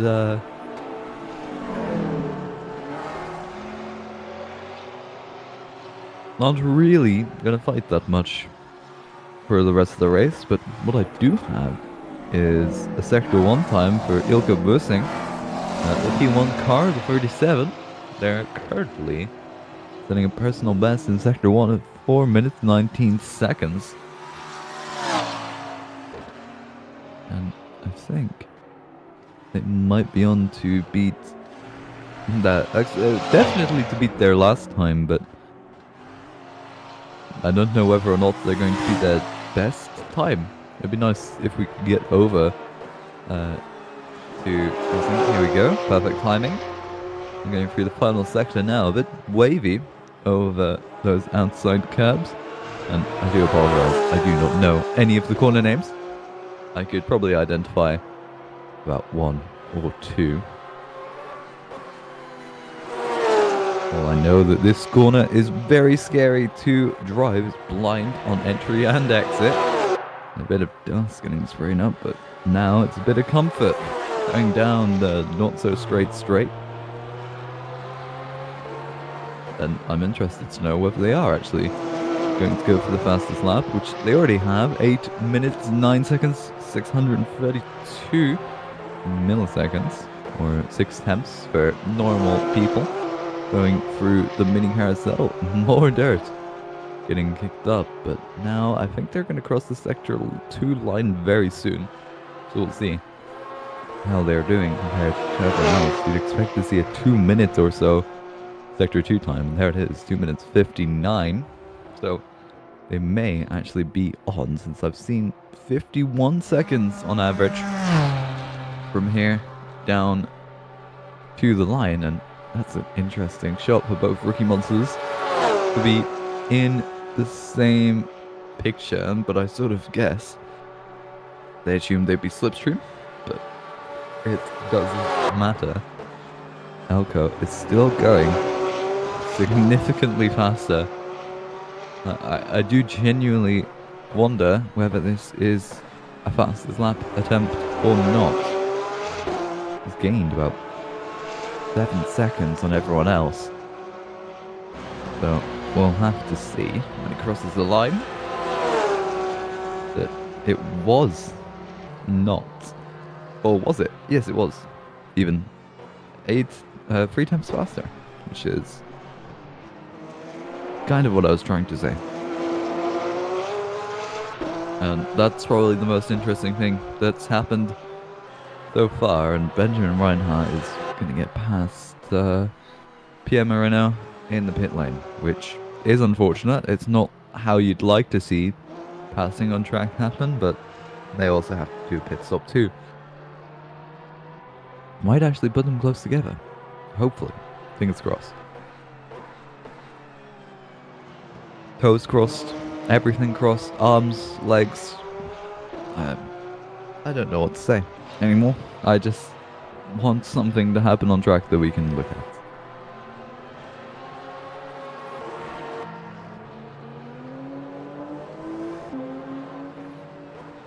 Yes, exactly.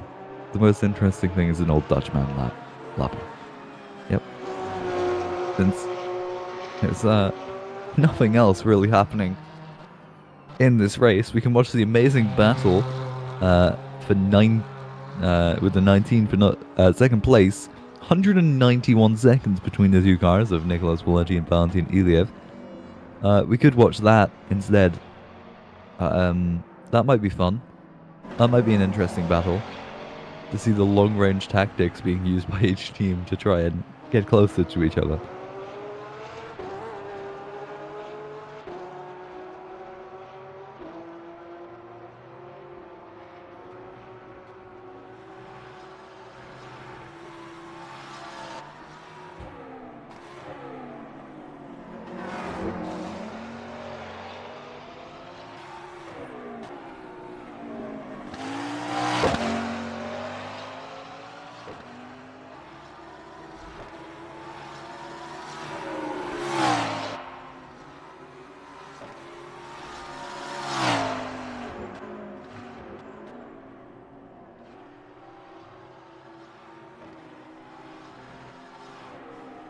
What I do find interesting is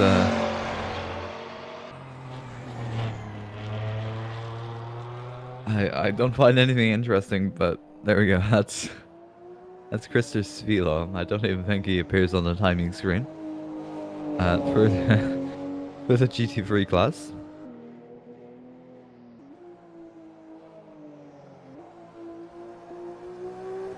And to be fair, there's a lot of cars that don't appear. And quite impressively, Bradley Sellers, the 330E British touring car. Wait, is that really a 330? That says a Porsche 330E. What is this? Oh, hold on. Why is the team name for Bradley Sellers, the Rookie Monsters 93? It calls it a Porsche 330E. I'm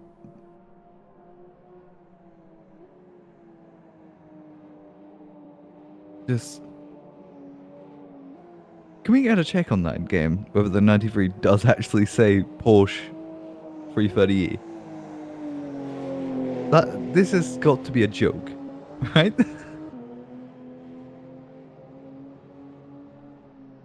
These are the important things.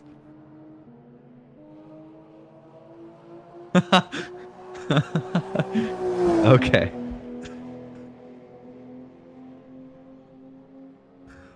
Thanks, Chris.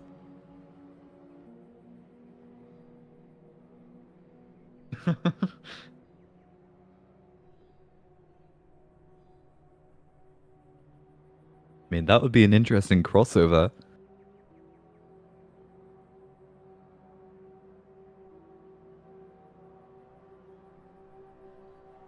I'm being gaslit and I don't like it.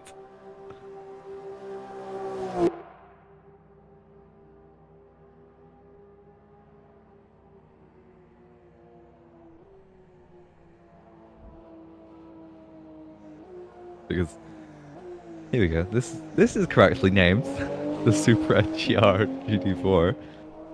But I was also sort of scared myself.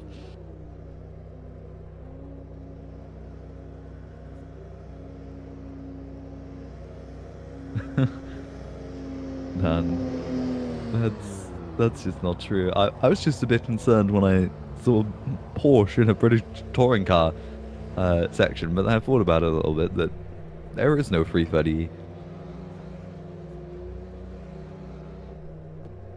Porsche, and that's not how they name their cars. They either have words or start with a 9.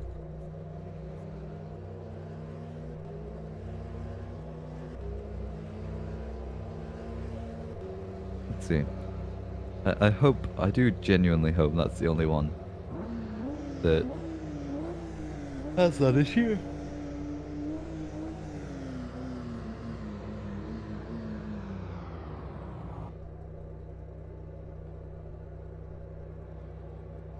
And this is an interesting argument about what car is what, but an Audi is an idiot Skoda is one of the interesting takes.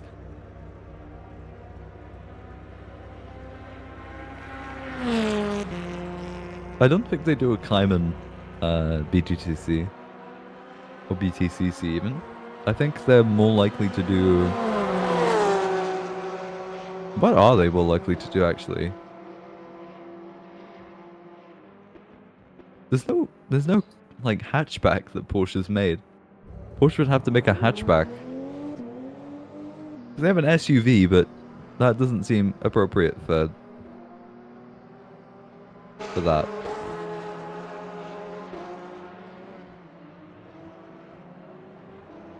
That seems like it'd be a bit too chunky. So I guess the Cayman is the only valid production car for BGCC. But that would be more of a GT4 at that point, so who knows? That's just generally the accepted. What did I just watch? Which one's put racing? The Supra just jumping over the.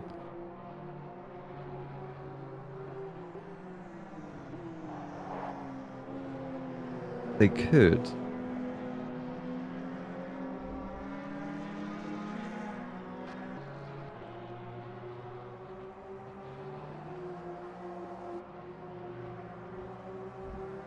But I'm still confused by Antonio Monteiro jumping over the curb and the inside verge.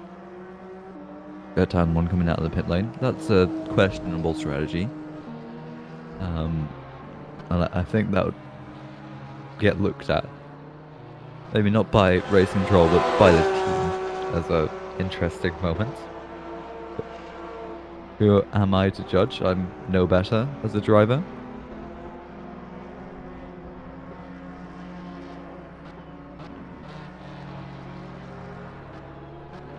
Speaking of drivers, there's Chris's Velo.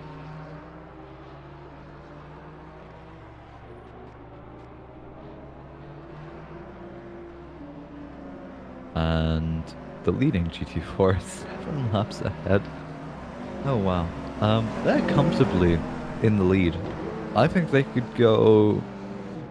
Yeah, they could go significantly slower for many laps.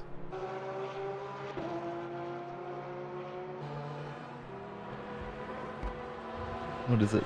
An 8-minute lap? So 8 times 60 plus 10, like 20 gives us 500 seconds.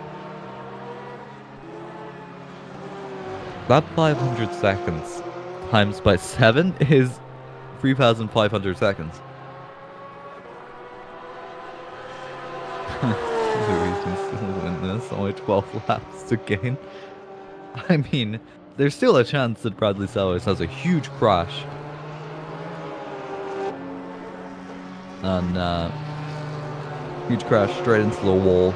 Car is totaled.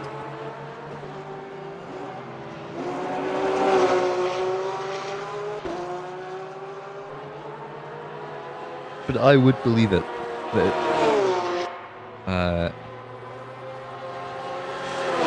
his internet would probably give out. But I still don't think, even if his internet gave out, that would compensate for 12 laps.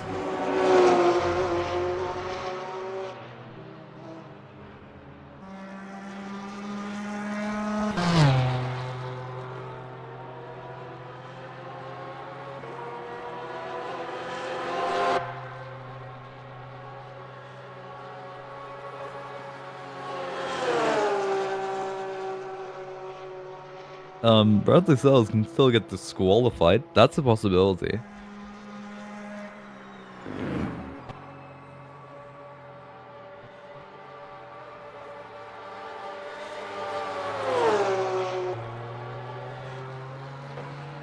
Is the Triple Eight just sat in the pit lane doing nothing?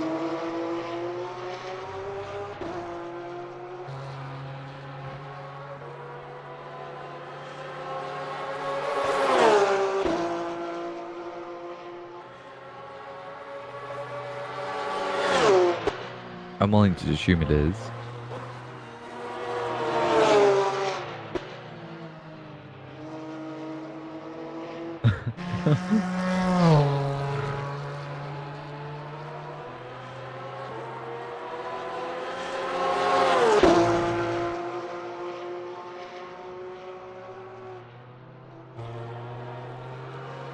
I just realized the mustache on the front of that car. How classy. How cute.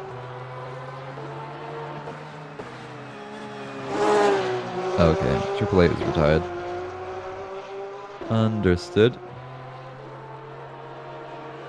The timing tower.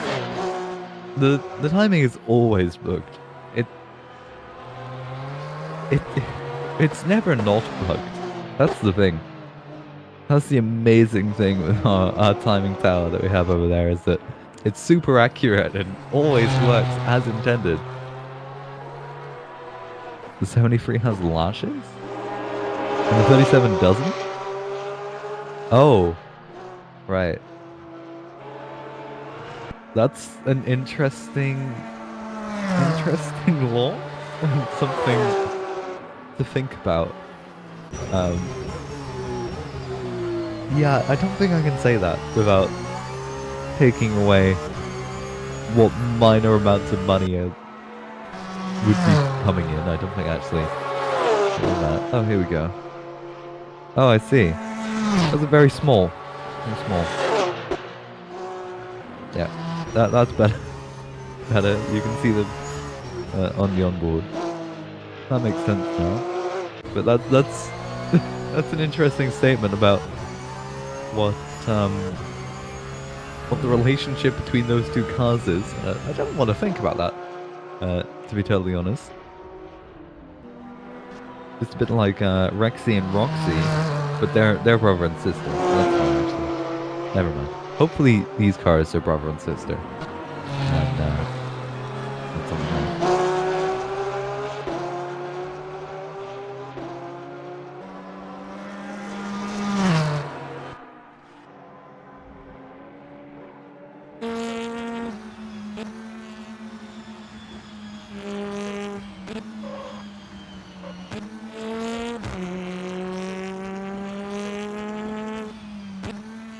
A Porsche 330. Oh dear goodness, no!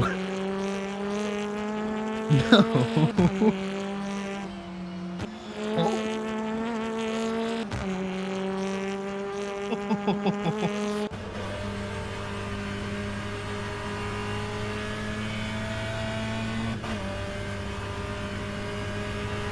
Oh goodness.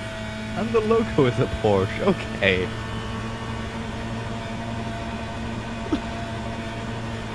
What is this car? It's so... What?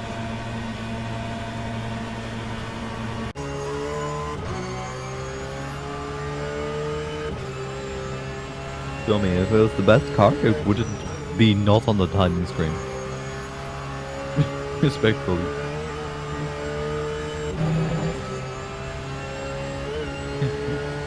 Dan, I do want to see them both on track together.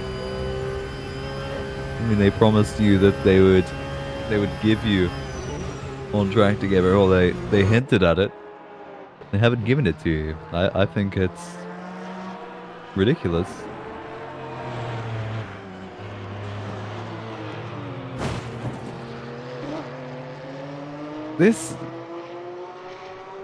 Looking at this force feedback on board is terrifying me.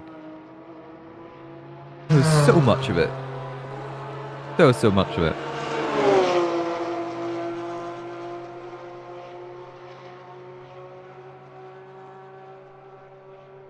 Indirectly.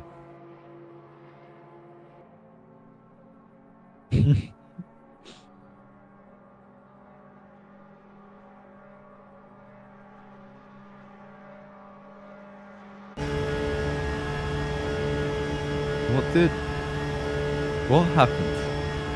What did I miss?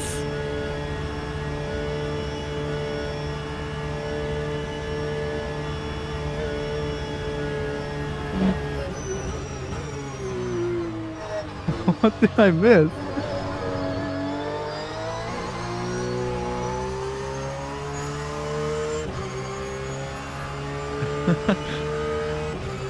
I need to go back in the stream and pay a bit more attention.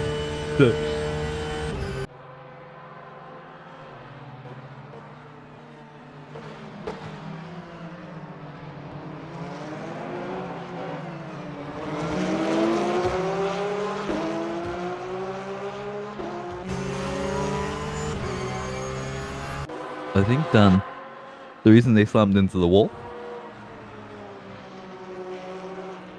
is because it's your number, and your number seems to be very unlucky.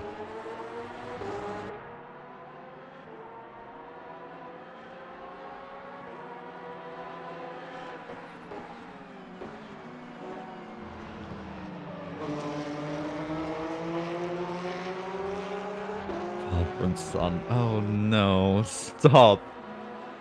Stop it. That is...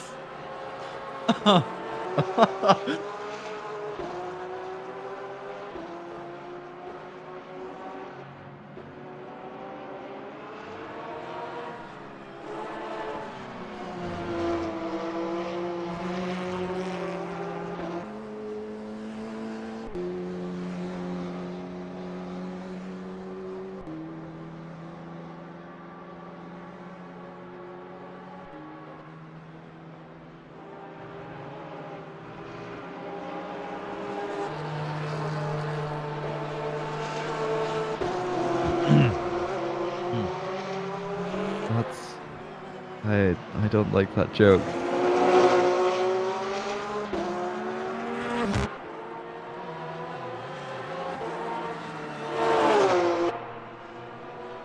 It scares me.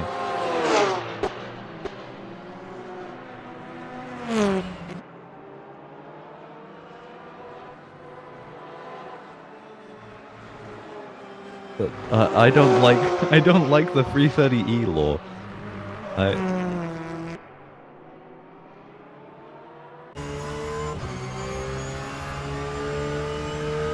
Wait, he's going for the fastest lap with this steering? Okay. That's a decision of all time.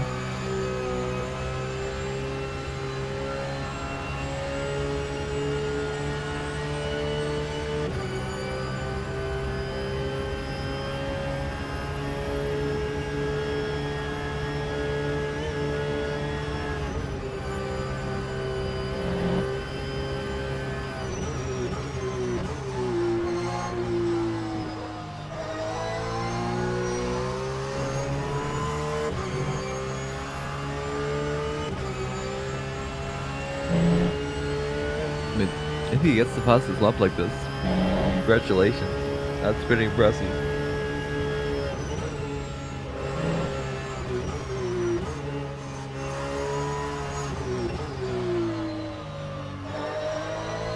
More than likely, Chris, there's definitely going to be at least 6 more crashes from here.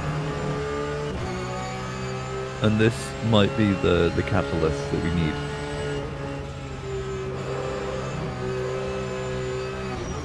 It almost happened right there.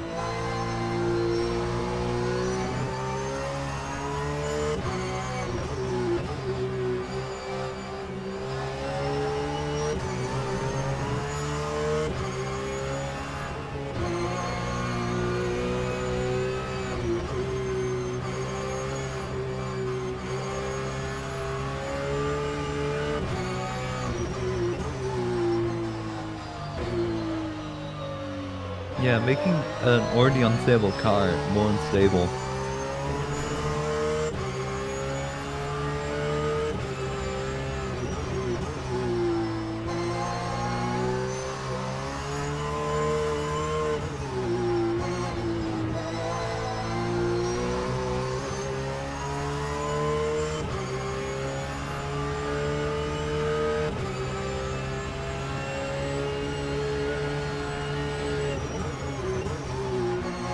It's suboptimal. That's one of the jokes of all time.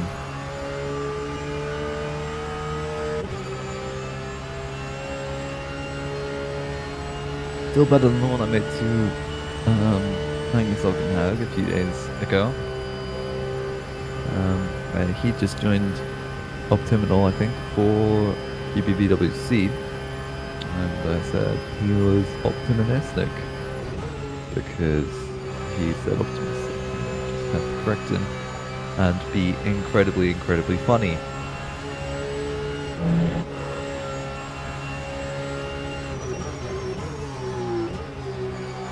Now, the one issue that Ilka Bissing has is he still has to go through the final sector here with this car, and I think he's going to have fun, especially going for a fastest lap attempt, which, for reference, he is not close to.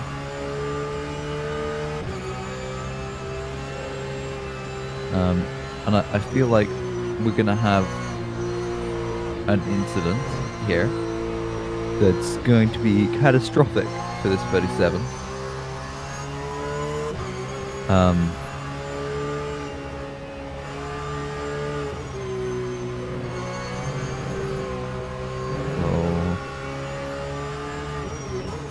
It's getting close.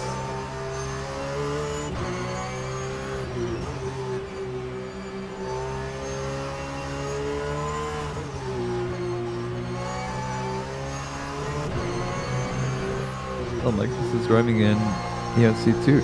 Okay. That's interesting to know. Is that for the main season, or is he driving today at any point? He almost lost it on the straight of all places.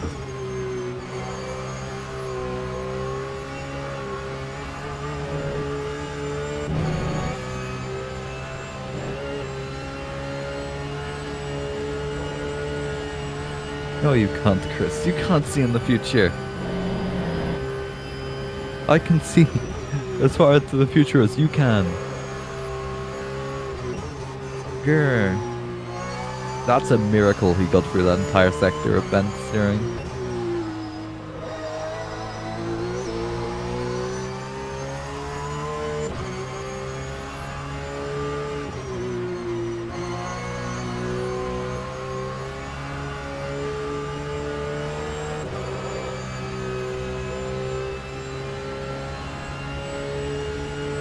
Clearly just a better driver than me.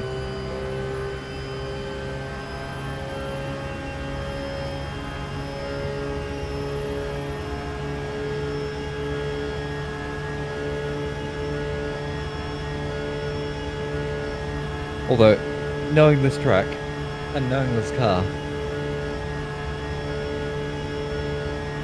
it will crash at the final section, like right here. Speaking of, there's the Antonio Montiero.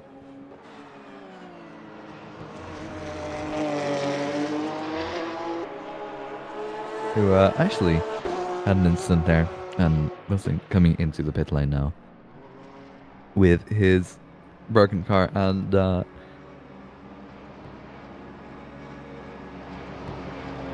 yeah, that's a big gap, and it's a scary big gap because it means that nowhere on track is there a battle at all. The closest gap between two cars, in fact, is 61 seconds. Now 62 seconds. And I don't know how to feel about it. What?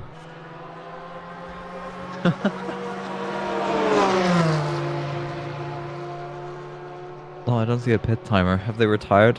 Is that what it is? Is it broken?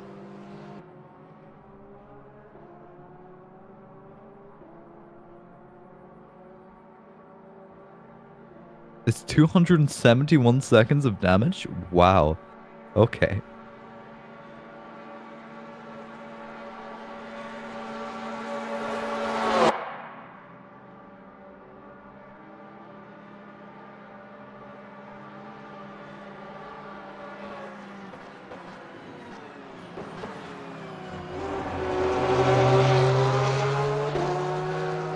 Is there anything interesting to talk about?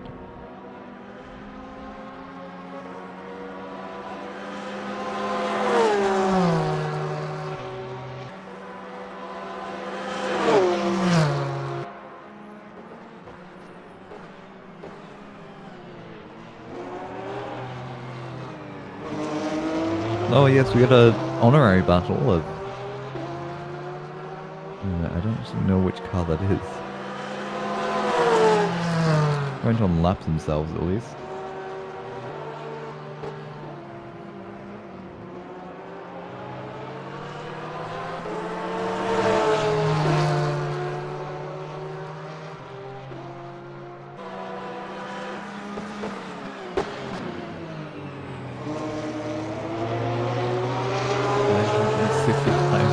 Seconds of damage for a broken suspension.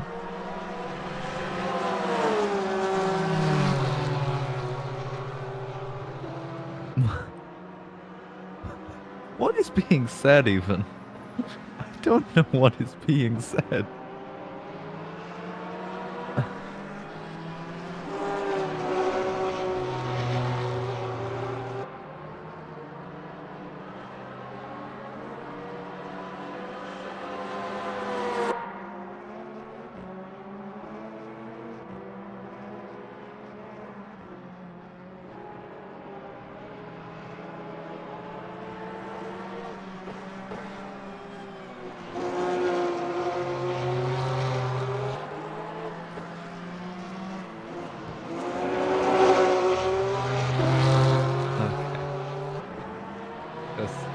Just wow. Just wow.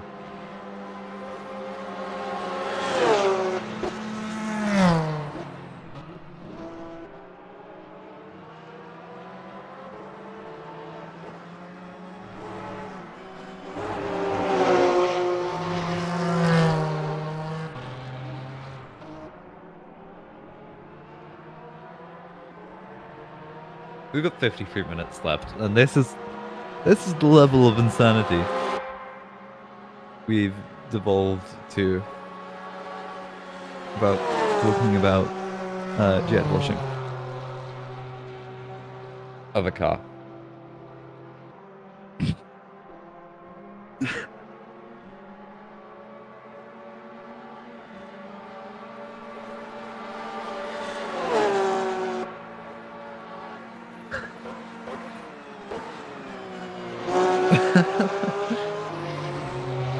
And Chris, you sort of asked for that. The moment you say you're from Birmingham, you sort of expect to get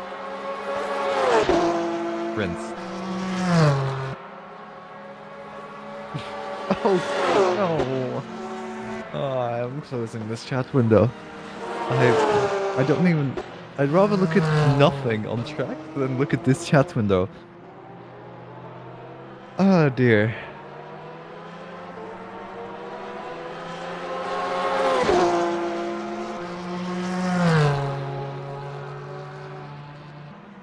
Hmm.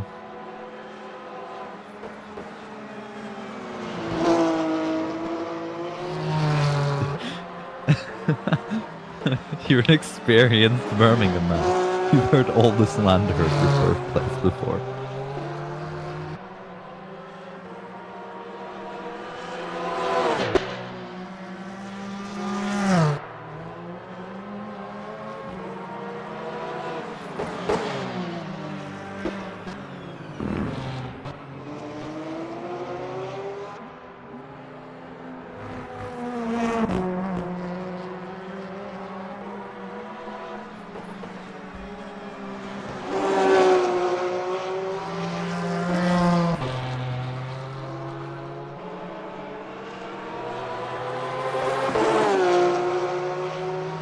Now we're arguing about Le Mans Ultimates. So.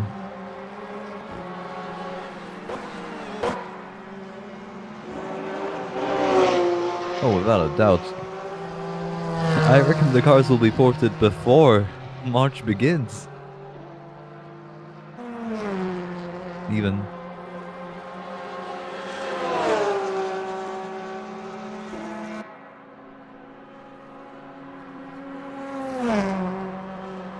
Like, definitely before March begins.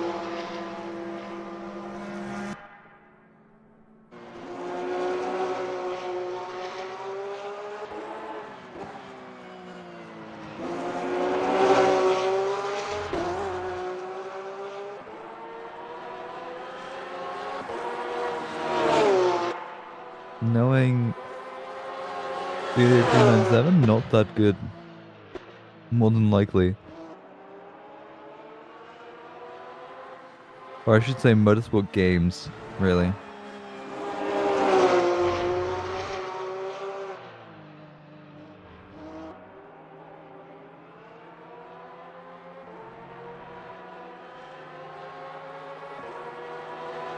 I know.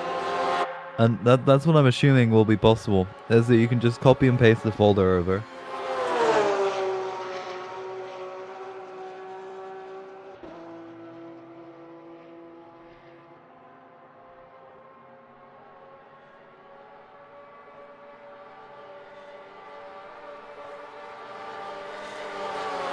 What I don't get is why they had to make a whole standalone game just for Le Mans.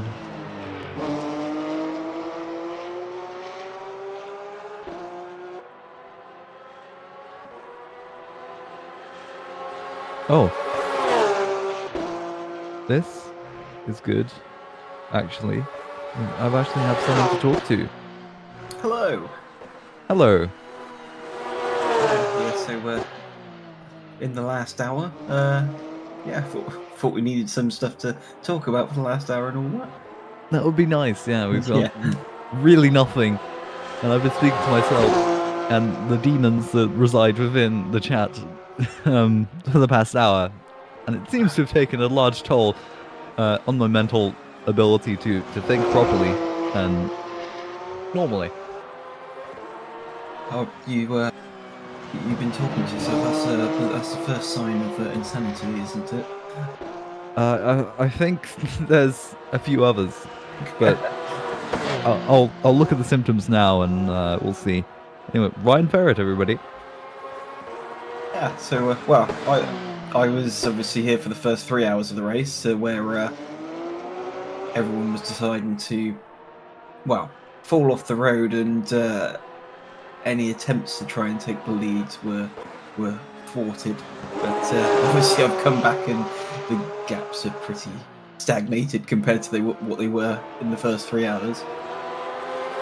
I'd hope so, because the first 3 hours very different to the last 3, and so far, I don't even think we've had two cars next to each other that aren't being lapped or unlapped. So it's been quite a boring last hour, and we actually haven't had an incident report within 17 hours. That's impressive. Well, I mean that's good news for the stewarding team. 17 hours without an incident report. I know some of the shorter distance races. There's a backlog of incident reports that the stewards are having to go through. Yep. But, yeah, so the stewarding team with their feet up, chilled. I'm assuming. You'd have to assume so, since, after all, having no decisions is sort of self-explanatory, since I said this earlier, that Nordschleifer is very good at punishing people for mistakes on its own, and definitely for incidents. As you'll see these nice walls that surround the track, and I don't even think, apart from the main section of the circuit, the Nurburgring actual part, the GT section, that there is actually let off of these Armco barriers being a few meters from the edge of the track. No, I mean there's possibly one or two sections that I can think of where there's a little bit of runoff, but apart from that, yeah, it's practically like driving on a street circuit. The whole nature of it. Well, it's a roller coaster of a street circuit if it was a street circuit, but I mean, technically, it is a street circuit. well, yeah, it is a classed as a public road in Germany. So when people are going around on track, German road rules apply when overtaking and things like that. But yeah, obviously we had Bussing earlier trying to spice things up by going off at the carousel. But apart from that one, and then proceeding to showboats around the Grand Prix section. I mean, it's hard not to when you have a 300-second gap like they did. Now down to 150, but I still doubt that that's going to come down any more than it has. If you're in the position of, say, Bradley Sellers, you can just park it up in the pits, go make lunch. Literally. You know, watch an episode of something on Netflix and come back and finish the race. You know. Wouldn't even have to finish the race. Well, no. The 12-lap gap is physically now impossible to close up. So they could, theoretically, obviously, this is not endorsed, but they could go and sit in the pit lane. They could. Yeah. I think they've earned it, having pulled the gap out that they have over the rest of their competition. So, and you got Sux, who we're looking at now, who's got a 7-lap advantage over second. I think he can also park it up now. Yeah. Oh no, next lap he'll be able to. Roughly.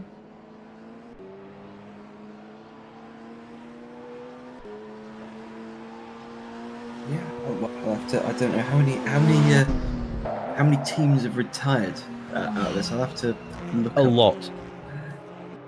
I'll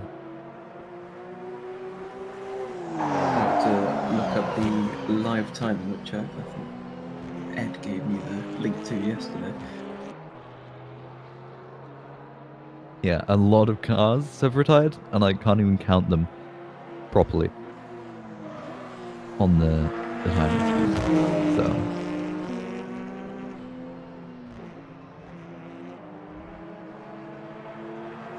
Ah, yes. I think if the timing screen is correct, there are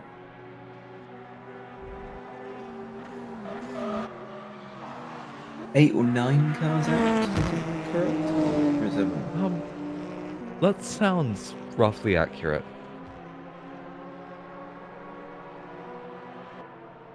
And well, we had the joys of the Iris team being incredibly fast in the early stages of the race, but incredibly inconsistent in keeping the car on the track. I mean, what position are they now? Overall, they are... Can't even find them. Versus, oh yeah, they're 11th overall behind the Porsche 330e of Bradley Sellers. Yeah. Oh, that feels so wrong to say. And the lead Alpine as well. So that's the Sevilla car, but obviously the one that was fastest. Let me just double check. I think it's actually managed to go faster. Yeah, Max. So obviously the Oh, they're number 7. Yeah, they were tied. Yeah, the leader Busink's obviously set the overall fastest time. I'm assuming that would have been either in the early hours of this morning. No, it was roughly an hour ago. Oh, it was about an hour ago. Okay. Yeah, because you had the number 77 car that was last driven by Zanini, that was putting in some stellar lap times compared to the rest of the opposition, but couldn't keep it on the black stuff. Right, yeah, there's 3 Iris cars, and 2 of them are retired. So, 33% finishing rate, and you've still... Oh, speaking of not finishing, it's Shinman. At least he's safe to do what he just did. He's got no one behind him. But I reckon that car's actually still drivable with that lack of rear wing. I only got the replay, but yeah. Well, he seems to be wrestling it round particularly well. I mean, it looks a bit nervous, to say the least. I'd say that's the driver driving an Astra. Yeah. We saw Astra with a low downforce package and high speed package. Just sounds like a regular day in Birmingham. Some boy racer in a Vauxhall Astra VXR. Yeah. Straight piped, obviously. Straight piped, dodgy MOT. Yeah, sounds about right. Yep, and duct tape holding the wing mirror on. And that's a slide. Very well kept through miss hit miss. No, that's after miss hit miss. That's... Am I silly? I just watched him go... I'm far too tired for this. I don't even know how much sleep I got. No one in Birmingham drives an Astra. That's just not true. That is far from true.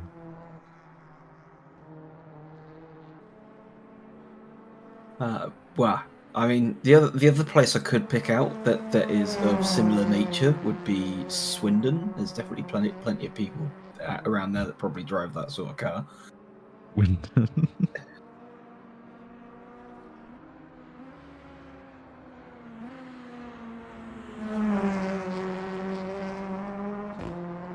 Well, having come from that or living in and around that area, obviously no one wants to admit that they come from Swindon. So, yeah, luckily I've got the border of the M4 separating myself from Swindon.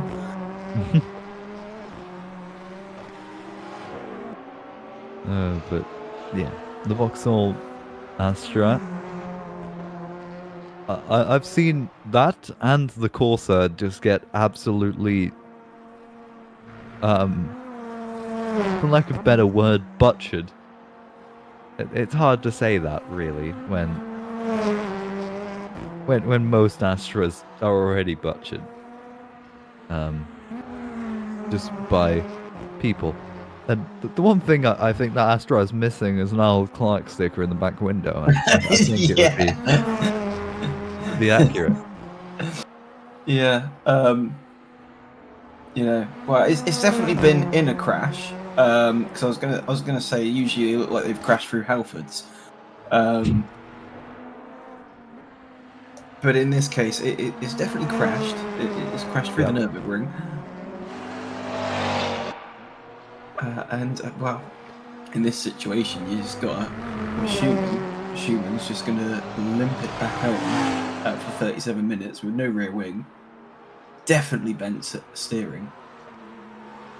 I'd park this thing up. I wouldn't want to drive it, to be honest. I mean, at this point, I don't... Can they park it up? Would they have completed most of the race distance they need to park it up? Oh, good save. I mean, the steering actually looks fairly straight, all things considered. Our stream preview is having some fun. Oh, I don't think that's the preview. The frame rate is definitely taking a turn for the worse on my end. Well, considering that our overlay is perfectly fine, I think that the streaming PC is struggling. Ah, there we go. So I think it was where we had the ticker tape at the top, and now that's gone. It's fine now. I think we just saw the number 37 of Bussing have another one of his off-track excursions trying to overtake the Astra.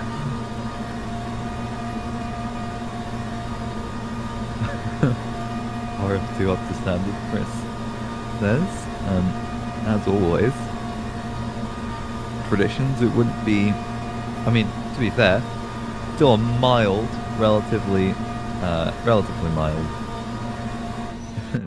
issue with the stream PC compared to what we had, say, last year, for the first event of last year, was the Turkish, I think, 8 hours or 6 hours, one of the two, of Istanbul, where we didn't have a stream because no one knew how to fix the streaming PC. So, at least we're here now, and we at least see frames for once instead of having a stream that never gets turned on. Yeah, and usually that's followed by Ed having an absolute fit of some sort. Obviously our beloved co-commentator Ed Hunter, who's off to do some other commentary somewhere. Yeah. I don't know what that sort of thing is. Never heard of it. There's been a few occasions where Ed's been losing it over trying to get the streaming computer to work through what password or whatever it is he uses. It can be quite a amusing experience sometimes.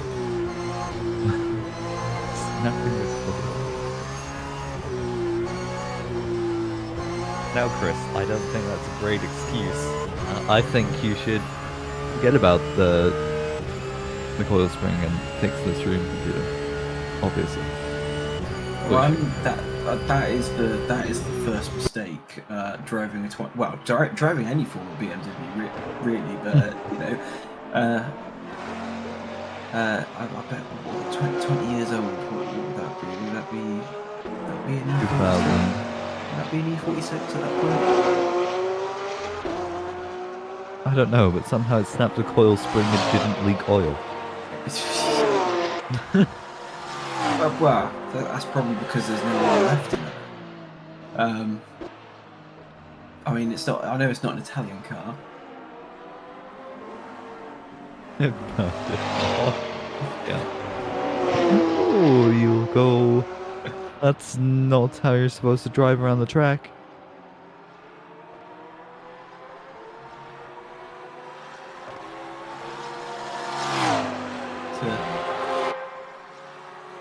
There you go. It wasn't E46.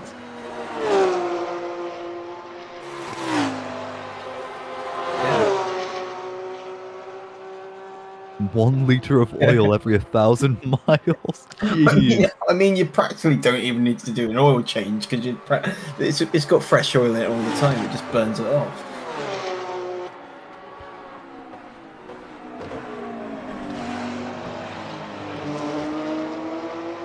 I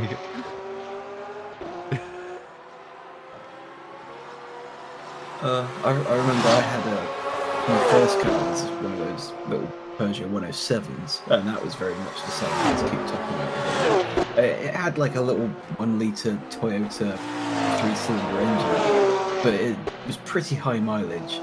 and I think as a result of that, I found myself topping up the oil once a month, every month, I think. Not as bad as my mate who had at the time also had an old 90s Honda Civic, and he actually had to carry a bottle of oil or a can of oil in his car at all times because it burnt oil so much. That's impressive, actually. How an engine can be that broken. But that was the other one. There was another mate of mine that I had from up that had to come from up north, and he had an old, I think it was an old Triumph Dolomite or something like that, and he literally he in order to make the trip down my way to Wiltshire, he had to carry oil with him, and so he had to. I think at the halfway point of his journey, he would have to top up the oil. So yeah, and then by the end of the journey, he also had to top up the oil. So yeah, that's British efficiency right there. The engine on the BMW worked perfectly, but everything around it didn't. That's just a BMW. And the thing is, I'd rather service a running lawnmower than even consider thinking about servicing a BMW. Yeah. Or even doing a chain change on a chainsaw while it is spinning still. Yeah, well, you know, German engineering and all that, on some of the models they decided to fit the timing chain gearbox end facing towards the bulkhead. So That sounds accessible. That's fun times there. I mean, they don't make them like they used to, and especially Porsche. Looking at this GT3R, it's quite a large departure of what they used to be making.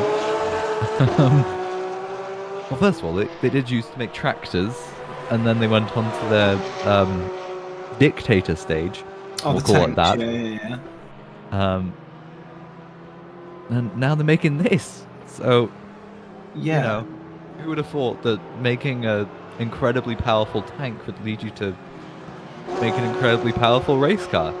Yeah, and I did find that amusing when because last year I went to Germany and went to the Porsche Museum in Stuttgart, and they don't hide what any of their involvement was in the Second World War. They're very open about, you know, the tanks that they made and everything else.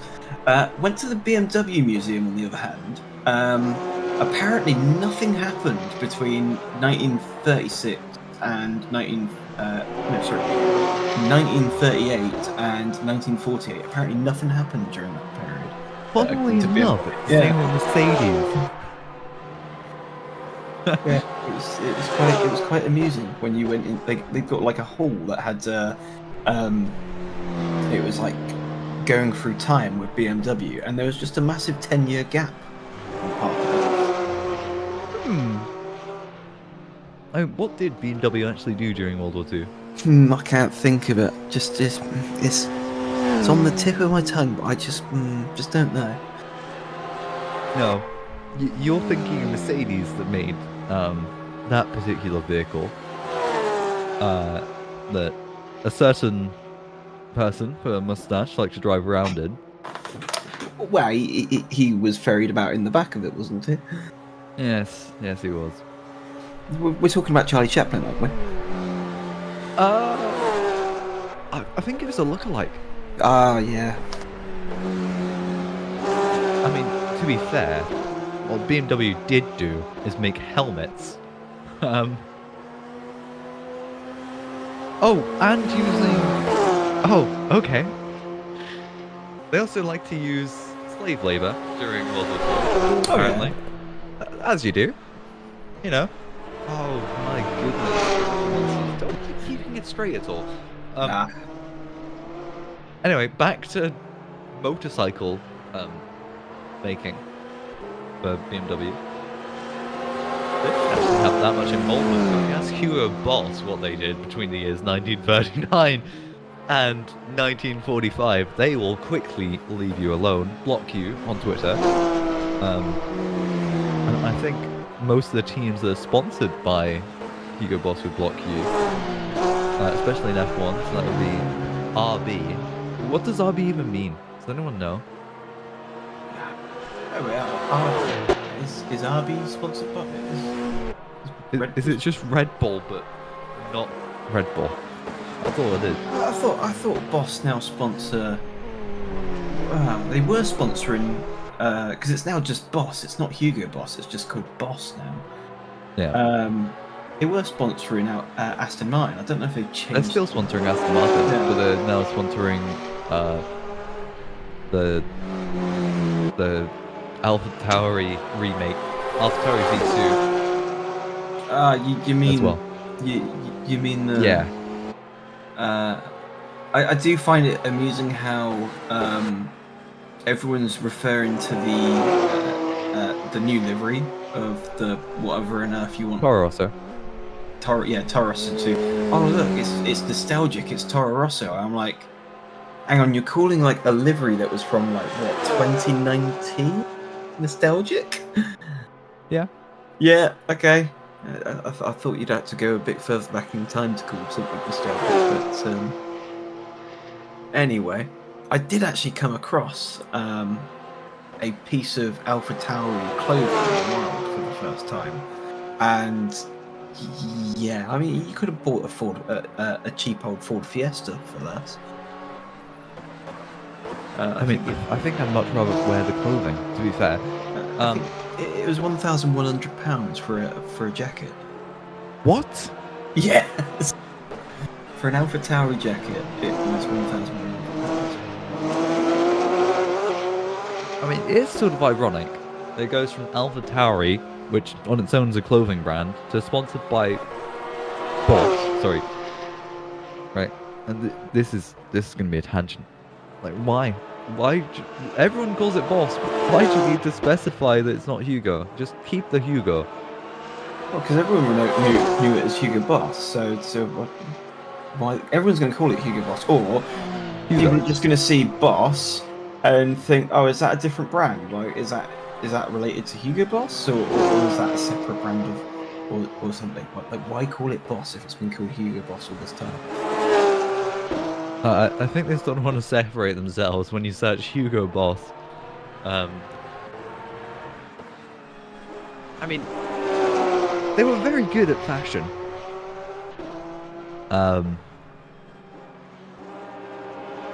Until they decided to make a 1934 collection. Yeah, I mean, some of that collection is worth good money nowadays. I mean, no one wants to really admit that they have it, but you know. Oh, Thomas Raschek's come to a stop for P7. He's got no rear left tire, and I think that might actually be.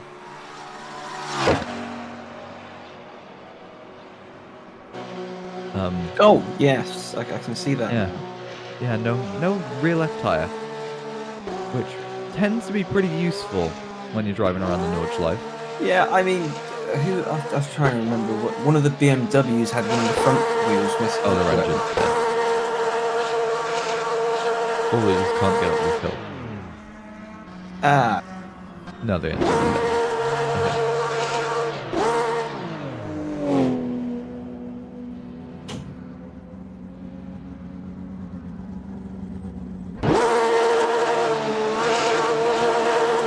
I don't know. Is it dead because the wheels, like it's trying to go, but it just hasn't got just having one wheel on its wagon on the driven wheels. It hasn't got the poke to get. Yeah, up they there. just can't get up this hill. Which probably means they're going to have to retire, and we're about to see them, I'd assume at least, teleport back to the pits.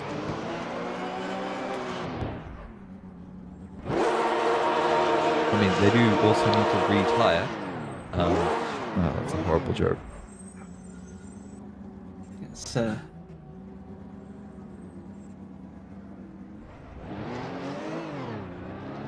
It'd be nice if someone pushed them up the hill. Yeah.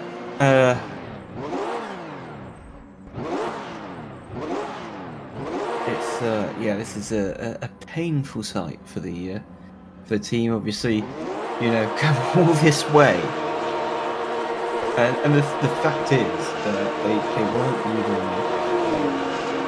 even been fighting for position. So it was just a matter of just coasting it back home for the last hour, and obviously, you know, probably tiredness kicking in, and making a slight error, but now it's just 3 wheels on the road. Potentially it's like race over with 20 minutes left, or just over 20 minutes left to go. And now we've got Chris claiming that the Astra would be fine.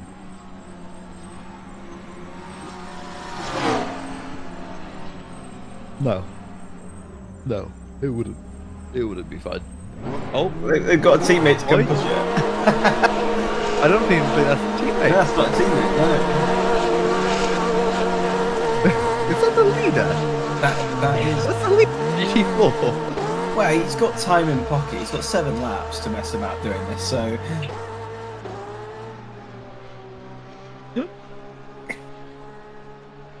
It's,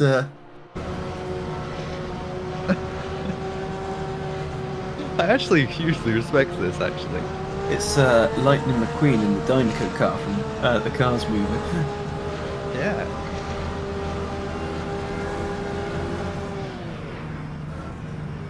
And it's back under its own steam at a staggering 70 kilometers an hour. Oh, we're up to 80. Woohoo! Until it spins and crashes into a wall again. Yeah, I'm trying to figure out. Oh, there we go. There we go. Very well kept.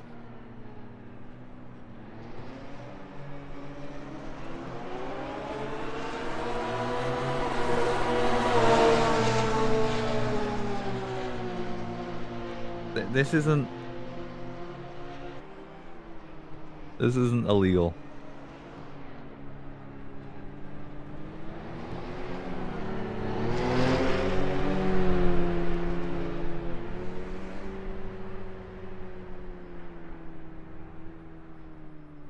Yeah, but it's the actual tire. I don't think the rim has came off it. I think the rim's complete. I think the wheel's completely missing as well.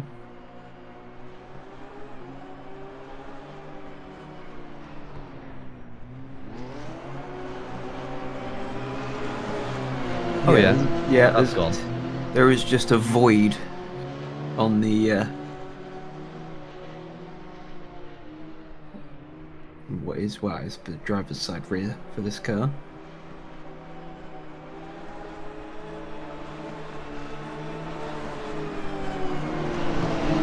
And they've still got a fair amount of forest and ground to cover to get back to pit lane, but Yeah. Zooks has got, as we said, plenty of time to help a fellow competitor out. I think this is going to be, probably driver of the day.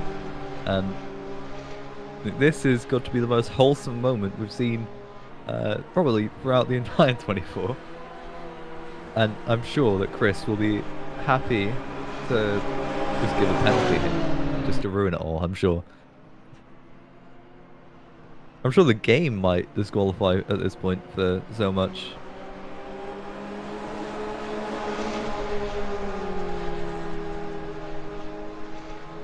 Oh, you want to put the contact points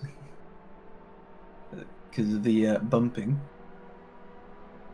Yeah. I feel like that would. I don't know. I mean, it's been a while since I've actually touched that factor, so I don't know. I know obviously they bought out they've got like a newer. In the past year, they brought out a newer penalty system or stewarding system. So, I mean, if this was iRacing, yeah, I think they'd have been out. Oh, and it looks like Schumann at some point did pit for a new rear wing. So that's how it is. Oh, so they're only just. Is that the carousel or the baby carousel? That's the baby carousel. Yeah. So only really, what is that? The 19-kilometer mark. They've got 3 more Ks to go. Yeah, just the long old straight in the last couple of chicanes, and then into the pit lane for them.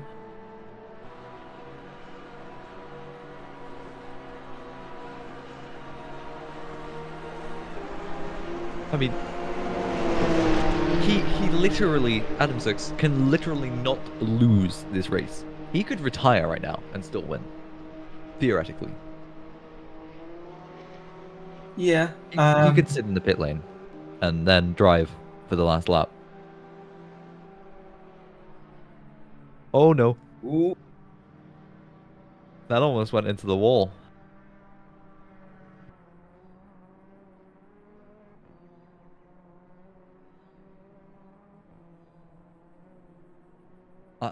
I just have been imagining sort of a nature documentary, and here we see a rare moment, and it's just an Alpine GT4 helping along. Yeah, a competitor. Well, I say competitor. I think they might be ahead of them on the timing screen. What is it? The P7 in the GT3 class? Oh no, they're not quite, but not far behind either. Only 2 laps or so between these 2 cars. Well, 1 lap as soon as Adam Zux helps it back to the pit lane, the Germany team. Was it Team Germany? I feel like I've just butchered that and I'm gonna cry. It is. It is Racing Team Germany, isn't it? Germany team. Race Club Germany team. That's it. Well, we were close enough. Yeah. Yeah.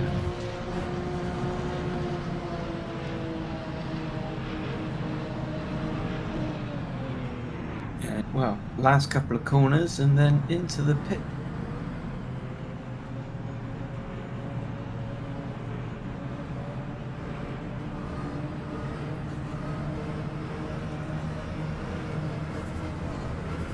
Is Adam going into the pit lane with them? It's like, well, he's just got to sit on the limiter and then pop back out the other end. I mean, it's respectable. And, oh, what I've just realized, 11 seconds, or 12 seconds between Thomas Jack. Oh, never mind, they're coming into the pit lane.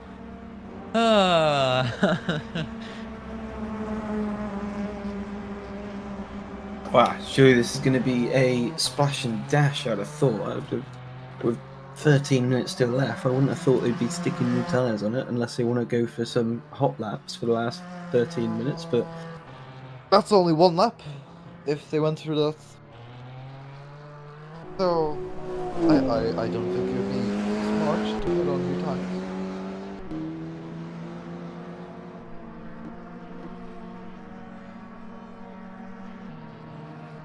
Well, this might just be tactical to not have to do another lap and then just sit in the pit lane.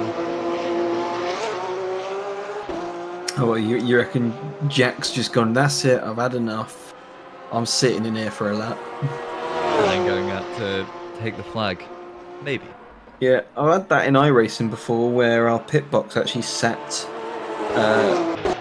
before the start-finish line, and we had quite a bit of damage, so I just sat and had the damage repaired, and then when the race finished, I just drove halfway up the pit lane to take the checkered flag. I have a feeling if we look at Thomas Jack, it might actually be what's happening here. Oh no, they've left the pit lane. Oh wow, the timing screen fixed itself on its own for once. Miracles do happen. Nah, that's just not possible, surely.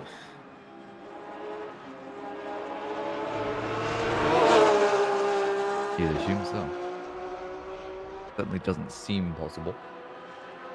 But 10 minutes left. How long actually is 24 hours in minutes? 40.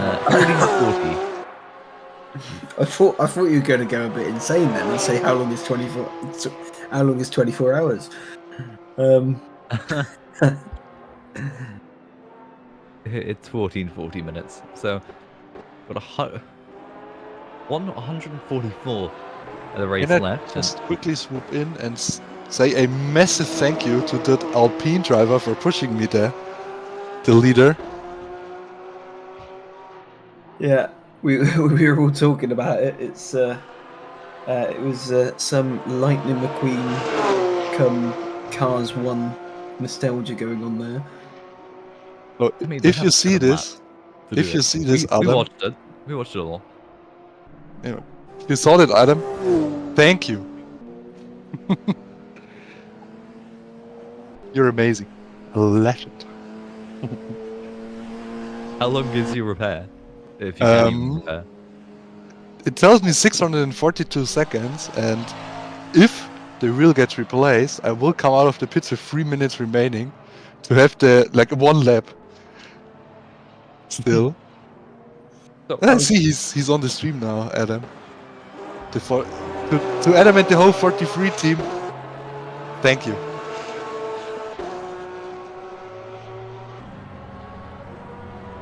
Yeah, that's the other worry for them is that even though they've come in to pit for damage repairs, will they actually find that they've got a wheel fitted? A la, who is it? Was it Valencia? Well, it was Valencia at the Nurburgring last year.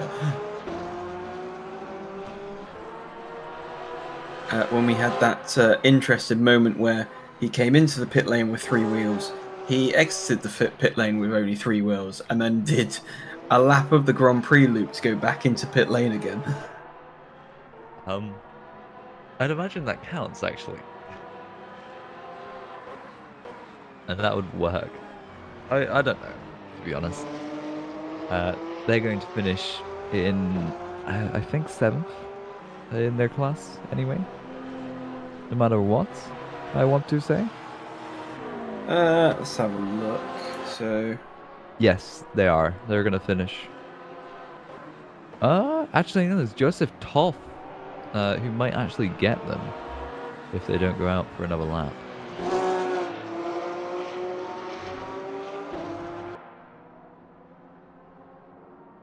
yeah. What's the gap looking like for that? We don't have gaps. Oh yeah, we don't have gaps. That's my one issue with this off-terminal timing screen that we now use.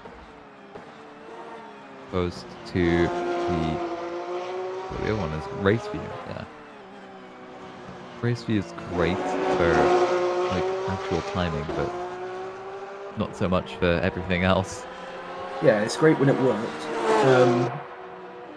I think I remember one of the previous races, the whole site was down or something like that, and we had to just go off of what was on the timing tower. It was never accurate and never true. And then I always found with Race Viewer, the timing tower would say something completely different to what was on Race Viewer. I'm like, well, what's correct? Is the timing tower correct, or is the Race Viewer correct? Well, we always have to assume that neither is correct, since that's the truthfulness of R Factor 2 and how accurate it is, which is not at all. The only thing that's accurate, I think, might be the simulation, kind of, almost. I was going to say, like, I've always enjoyed R Factor 2. I've had R Factor 2 since I think since it was an alpha, when it first went into alpha in, I want to say that was like 2011, 2012 time, something around that time, and I've always enjoyed it. And I know, having spoken to some professional and semi-professional racing drivers, they've always said that it's been the sim that proves the most true to life in the way that the car handles. I think even Alonso has came out and said that he felt that R Factor 2 is the most realistic sim that he's driven. Yeah. Other than the sounds, which can be quite questionable, and the constant feeling of sliding, even though you aren't sliding, Yes. and that comes with it. Yeah, and I loved it when they added the sparks, but I think the sparks are too much. I don't think I've ever watched a race in real life that has cars producing as many sparks as they do in R Factor. I mean, you should see some of the Assetto Corsa ones. They'll be making sparks like a chimney, really. Yeah. So I remember there was, because they've got the whole, I don't know what they call it now, but they've got the whole weekly races or daily races or whatever on R Factor 2 now.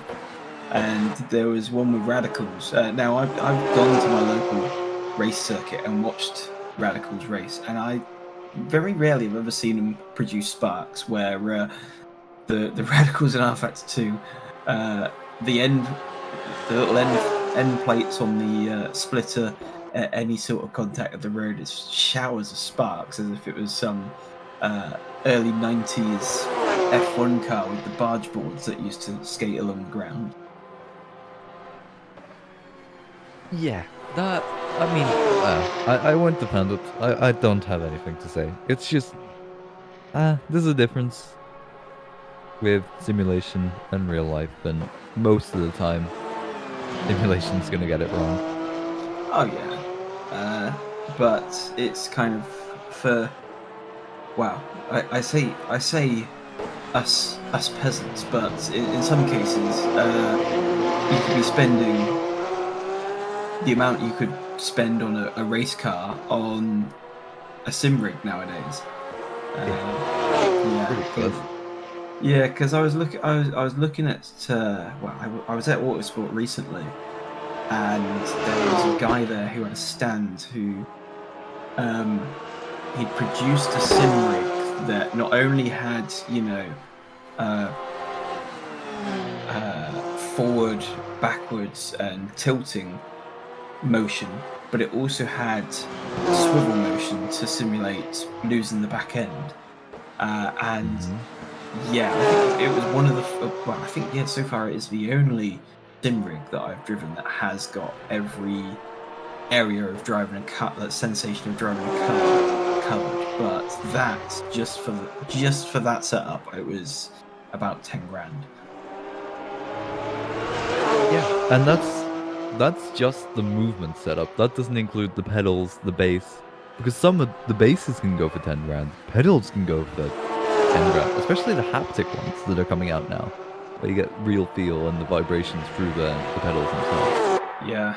I don't know who's doing that. Sim Magic, I think. The P1000, P2000. Those are relatively expensive with the little shaker motors and adjustable pressure. Yeah, I think also I think because they were also running on that sim setup, the Husky one, I can't remember what the name of the brand is, but it's a bit like Husk something or other. And that even had an adjustable brake pedal, so you went into like a binding or a preset program, and you could actually move the pedal position off of the programming and adjust brake pressure and all that through the programming.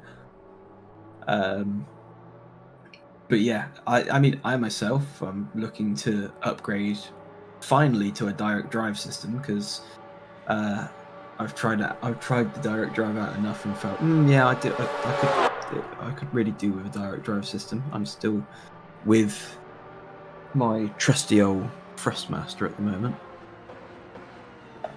Nothing wrong with Frostmaster. I think I've got a Frostmaster TX sitting next to me. never felt the need to upgrade until it breaks. Yeah, mine's what is it, the TX Racing lever, the one that's compatible with PC and Xbox. Yeah, it is a good wheel. I will give it that. And you know, but the problem is I moved from Xbox to PlayStation, and so yeah, I'll be playing Gran Turismo on gamepad, and I was sort of thinking, yeah, it'd be really cool if I could actually play this game with a gaming wheel of some sort. But at the same time, I also thought, well, if I'm gonna upgrade, I might as well upgrade to direct drive. The only problem is that means that the only option I have is a Fanatec for the direct drive.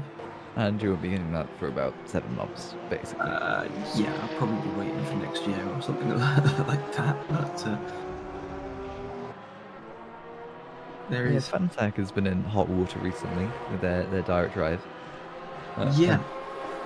Well, it's not so much. It's not so much the actual product. It's the customer service. Yeah. Yeah, that's been well, especially with all the shenanigans going on regarding Black Friday, which I think is still. I think it's still backlogged for that. That's still backlogged, and I mean, if it weren't for the fact that I wanted something that worked on the PlayStation, I'd probably go for. I think I consider something like a Moser. Absolutely. Yeah, because when I was at Autosport, a lot of the stands were running Moser setups, and they seem pretty good. And obviously, they're quite good value for money. Other Moser setups, they're quite simple. You know, they've not kind of.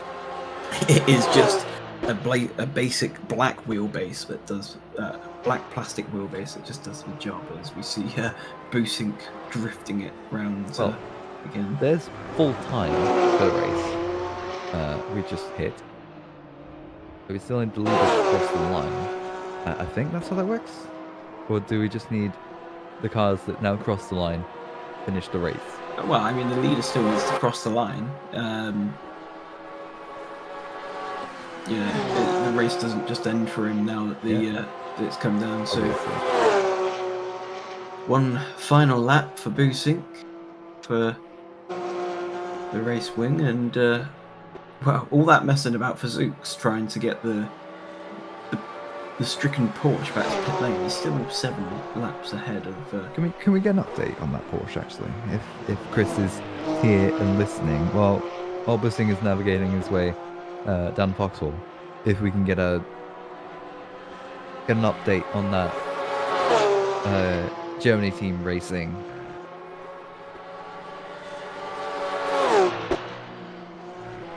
Is it on track or?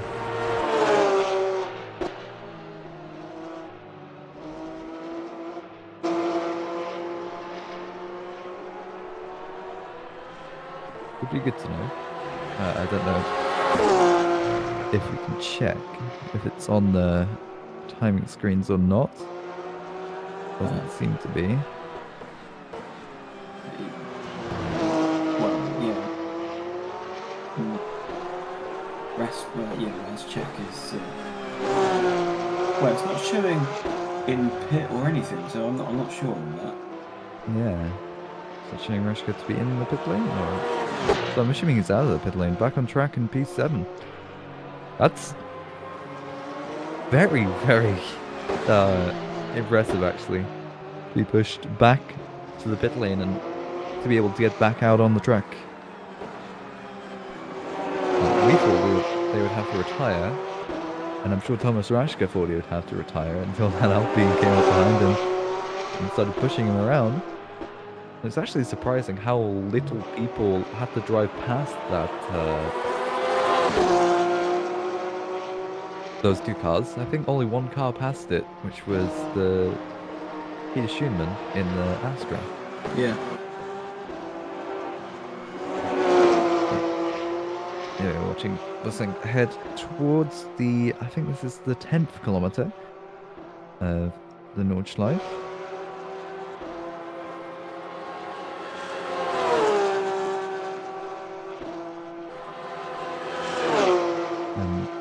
Oh, yeah, there we go. That's the Team Germany that just Yeah. appeared in the bottom of the screen.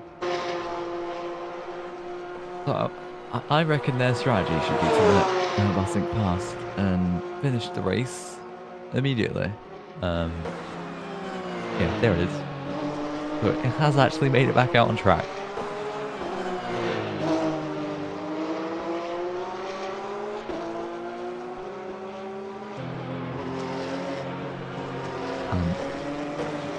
This has been one of the races the whole time. It's a special event, and based on the fact we're on our third stream, that's pretty impressive. I don't know why we've got a part 3. Usually we only have 2 parts. But based on the fact that we've got a rudimentary timer sitting up on the top of our timing screen, and that's racing. That's the Racing Germany car off, but it looks all okay. Yep, looks all okay there. That was just tactical to let the leader back past them so they can finish the race. As soon as Basink crosses the line, and we're heading towards the final part of this sort of very, very difficult section. A lot of left-right sweeping corners, up a lot of elevation change, and some very difficult exit and mid-corner curves. The bit that always seems to catch me out is this corner here, because it kind of goes back on itself, and certain games like have. I think when I've done it on iRacing, it doesn't have that little bit of extra curbing to run across. So you literally cut the curb and you're running across grass at that point. I think that's the one main corner for some reason that always catches me out. The one that catches me out is this one up here, because in some cars you need to brake for this, and in some cars you don't. To go through this right-hander, and then here, if you touch the grass, that's putting you straight into a wall, which I've touched that grass many times, and hit nicely into the wall, but through the mini carousel for the last time. This is Elko Basink. Team Rick Monsters 37, and onto the back straight. I don't even think he's going to touch grass again for the rest of the 24 hours, and watch, I'll get proven wrong as he comes down straight onto the 19th kilometer, the 20th kilometer even.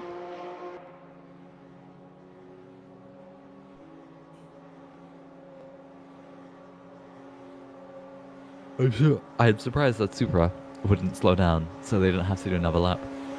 But I also don't know if they know that's the leader behind them. It's an Alpine for starters, isn't it? That is a Toyota Supra, so I'm not doing this. But yeah, here it comes around final chicane for the final time, and after 24 hours and much action swirling across the line, it's number 37, Team Ricky Monsters, and the Porsche GT3R comes across and wins. And it's hard to be enthusiastic, but what we can be enthusiastic is Thomas Rashka, shortly behind, who managed to get pushed by the man on screen right now, Adam Jux. And here is the Porsche 330e, definitely a Porsche. Now on its way to take the win in the British Touring Car Championship section for this special event. And obviously, special event, no points, but still, Team Ricky Monsters, 2 cars to win in 2 classes, as Bradley Fellas now to navigate the final corners in that interestingly named car that is called the Porsche 330e. It is a BMW, but they cross the line to win. I don't know. I think based on the pace, I reckon it's something like a Porsche Cayman GT4 with a BMW body on it or something like that. Such as the sheer pace that car's had compared to the rest of the 2 other BTCC cars, and the fact that there was times in the race where it was leading the whole GT4 field in a few occasions. It still almost is, apart from Adam Jukes. Yeah, it is. It is doing exactly that. In fact, it's still leading Chris's Velo and a few other GT3s as well. But yeah, it's leading most of the GT4 apart from Adam 6, who still has a whole lap to go to take the victory in the GT4 class. As on the last lap, that is not good. Oliver Taras retires. I'm hoping he's finished the race. I'd hope in P3, and that's just a mistake. But there's the two Team Rookie Monster cars lining up after the hairpin. And here is the leader of GT4, Adam Jux, comfortably in the lead. 7 laps from James Haskell, who is actually in front of him on track and will finish this race sooner. And I think Adam just wants to get to the end of the race, and I think anyone right now does want to. After 24 hours, I would assume that everyone's quite a bit tired and wants to go to bed, really.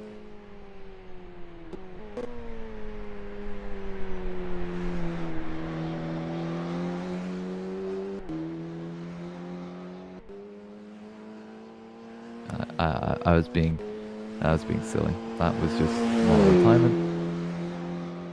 No, I think they were just Everyone's backing out. Yeah. escaping back to their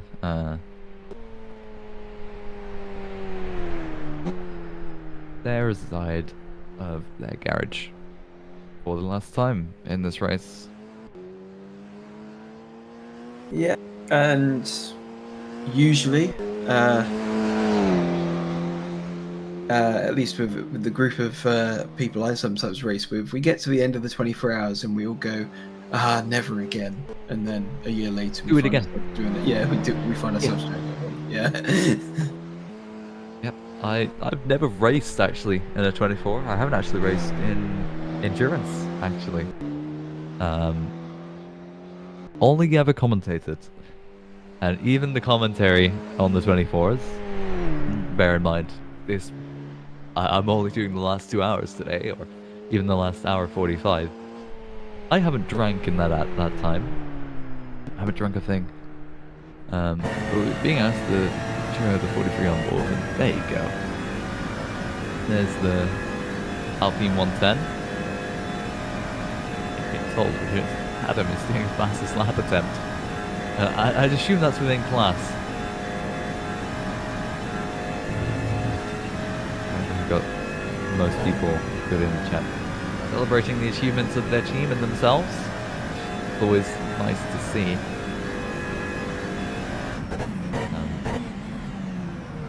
I wonder if you will actually get the fastest lap. That would be interesting for a GT4 to have the fastest lap. Especially after rescuing a GT3 from the pit of death, also known as turn 92. I'm just pulling a number. It sounds exactly, but I don't think that's true. That definitely looked like a bit of a corner cut outside the carousel there, but.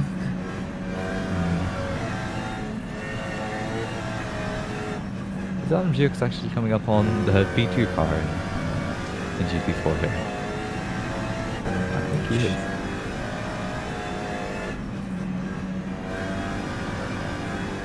It's actually it's actually great watching this on board at the moment. You can really tell that he's going for it. Yeah, really fighting. That's a...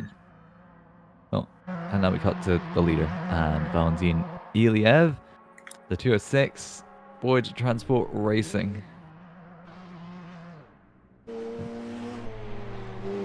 Oh, that was not a GT4, that was Christoph Svilo in the GT3, who, by some miracle, has kept ahead. As Locatelli, if we can cut to him. Oh, that is a corner cut. Ah, A we 5-second penalty according to R Factor 2, I'm sure, but we back up to Locatelli, or I think we're a bit too late now. He will cross the line to take third in class for the GT3. All three of the podium finishers in GT3 have now finished the race. It's just now up to Adam Jukes and James Haskell to get their races done, get over the line. For Adam Jukes, one last time through the mini carousel and one last time through this long right-hander. I don't actually know what the name of that corner is. I think it's just well, I know mini carousel. Now we got the long straight, and one final time for Adam Jukes, the GT4, and quite an eventful sort of last stint for him. Maxing out his gear limiter, gear 6, 248 kilometers an hour.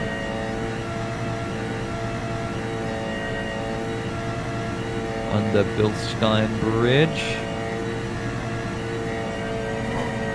to the final chicane for the final time, and for one last time Adam Jukes through the right,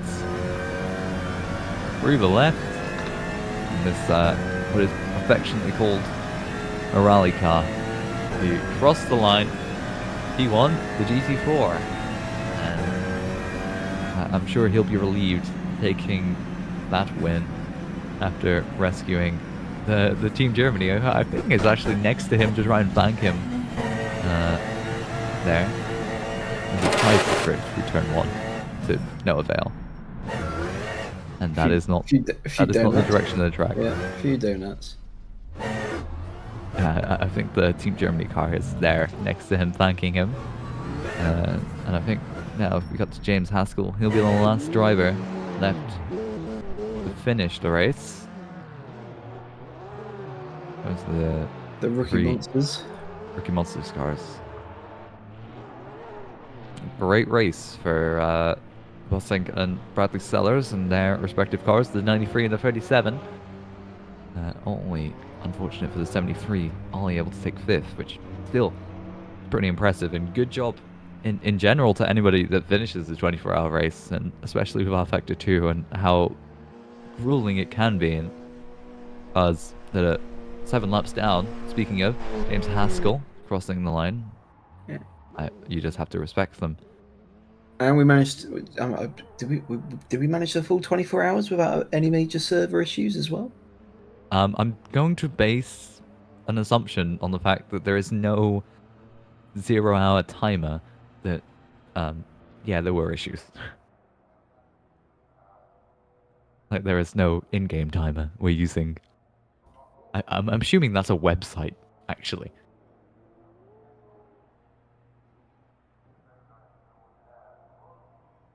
And other than, I think everyone's finished now, as we're just watching the free.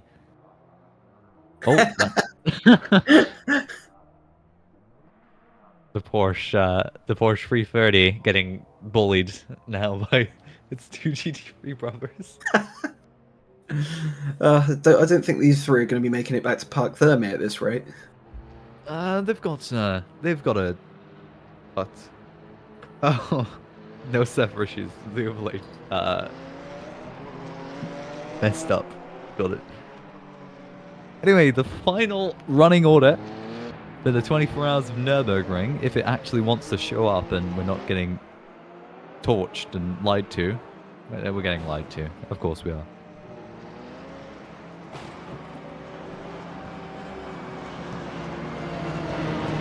Third time the charm. There we go. Donuts in pit lane. So, taking first overall, Ilko Bossink and Valentin Iliev second. Enzo Locatelli, Online Sim Racers 19 third. Valtteri Maninen in the Karu Beer Racing 33. Followed by Thomas Jack 73. Team Rookie Monsters, a win in 2 classes and a 5th place in the GT3 category. Benjamin Reinhardt, Thomas Rashka, and now 3 DNFs. Actually, no, that's not DNFs. That's Joseph Toff and Chris Sevilla, 8th and 9th, and I think Emre Alintas it is. Bank IW was a retirement after only 94 laps, which is quite impressive. 166 laps over 24 hours. What's the average pace of that Team Ricky Monsters car? Let me try and work that out. So, an average of 520 seconds a lap. So 8 minutes and 40 seconds. And there are the rest of the retirees. The 91 Project Project 91, Team Iris number 7, FRA Sim Racing, Team Chocolito? That's how you say that. Yep. And Davide Zanini, after only 17 laps, retired in the 77. And that car was honestly set to have an amazing race and quite a lot of pace, really. Yeah. A lot. I'll let you take the reins for Yeah. GT4. So Adam Sook's taking the win, by 7 laps and helping a fellow GT3 out in the process. James Haskell in the 8-speed car. Oliver Taras in the Toyota Supra coming in third. The 306 Boyd Transport car of Antonio Montero coming in fourth. Roy Sifret in the Toyota Supra coming in fifth. Michael Raza in the Supra and coming in sixth. And into the retirements that we had with the Everett Dumont in the 8-star esports car, only completing 48 laps. Joshua Mercurio. Mercurio only doing 21 laps off of that. Tobias Safe 90 laps, and then I think we are on to the 3 BTCC cars after that, I think. Yeah, this one's quite easy. Bradley Sellers, who had some amazing pace. I would genuinely believe that there was a Porsche engine in that 330E.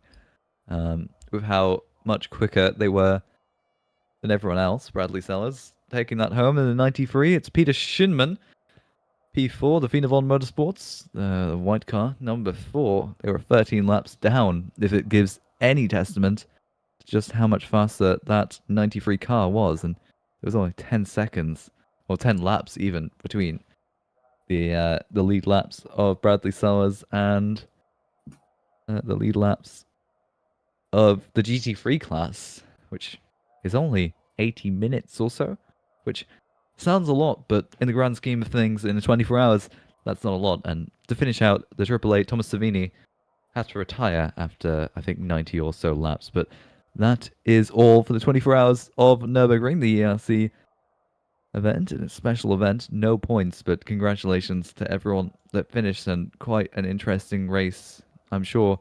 It was until the last section, and then I joined, and it's never interesting from there. That was me, Alex Folks, and Ryan, any last words? Well, it's been an eventful 24 hours, and it's gone fairly smoothly, and I'm looking forward to see how round 1 ends up with the EERC after this pretty fun special event. And I think that's all we have, so we should now be finishing off. Thanks all for watching, and thanks all for the amazing race. And I will be signing off, and I wonder if we'll actually be able to end stream on time for once.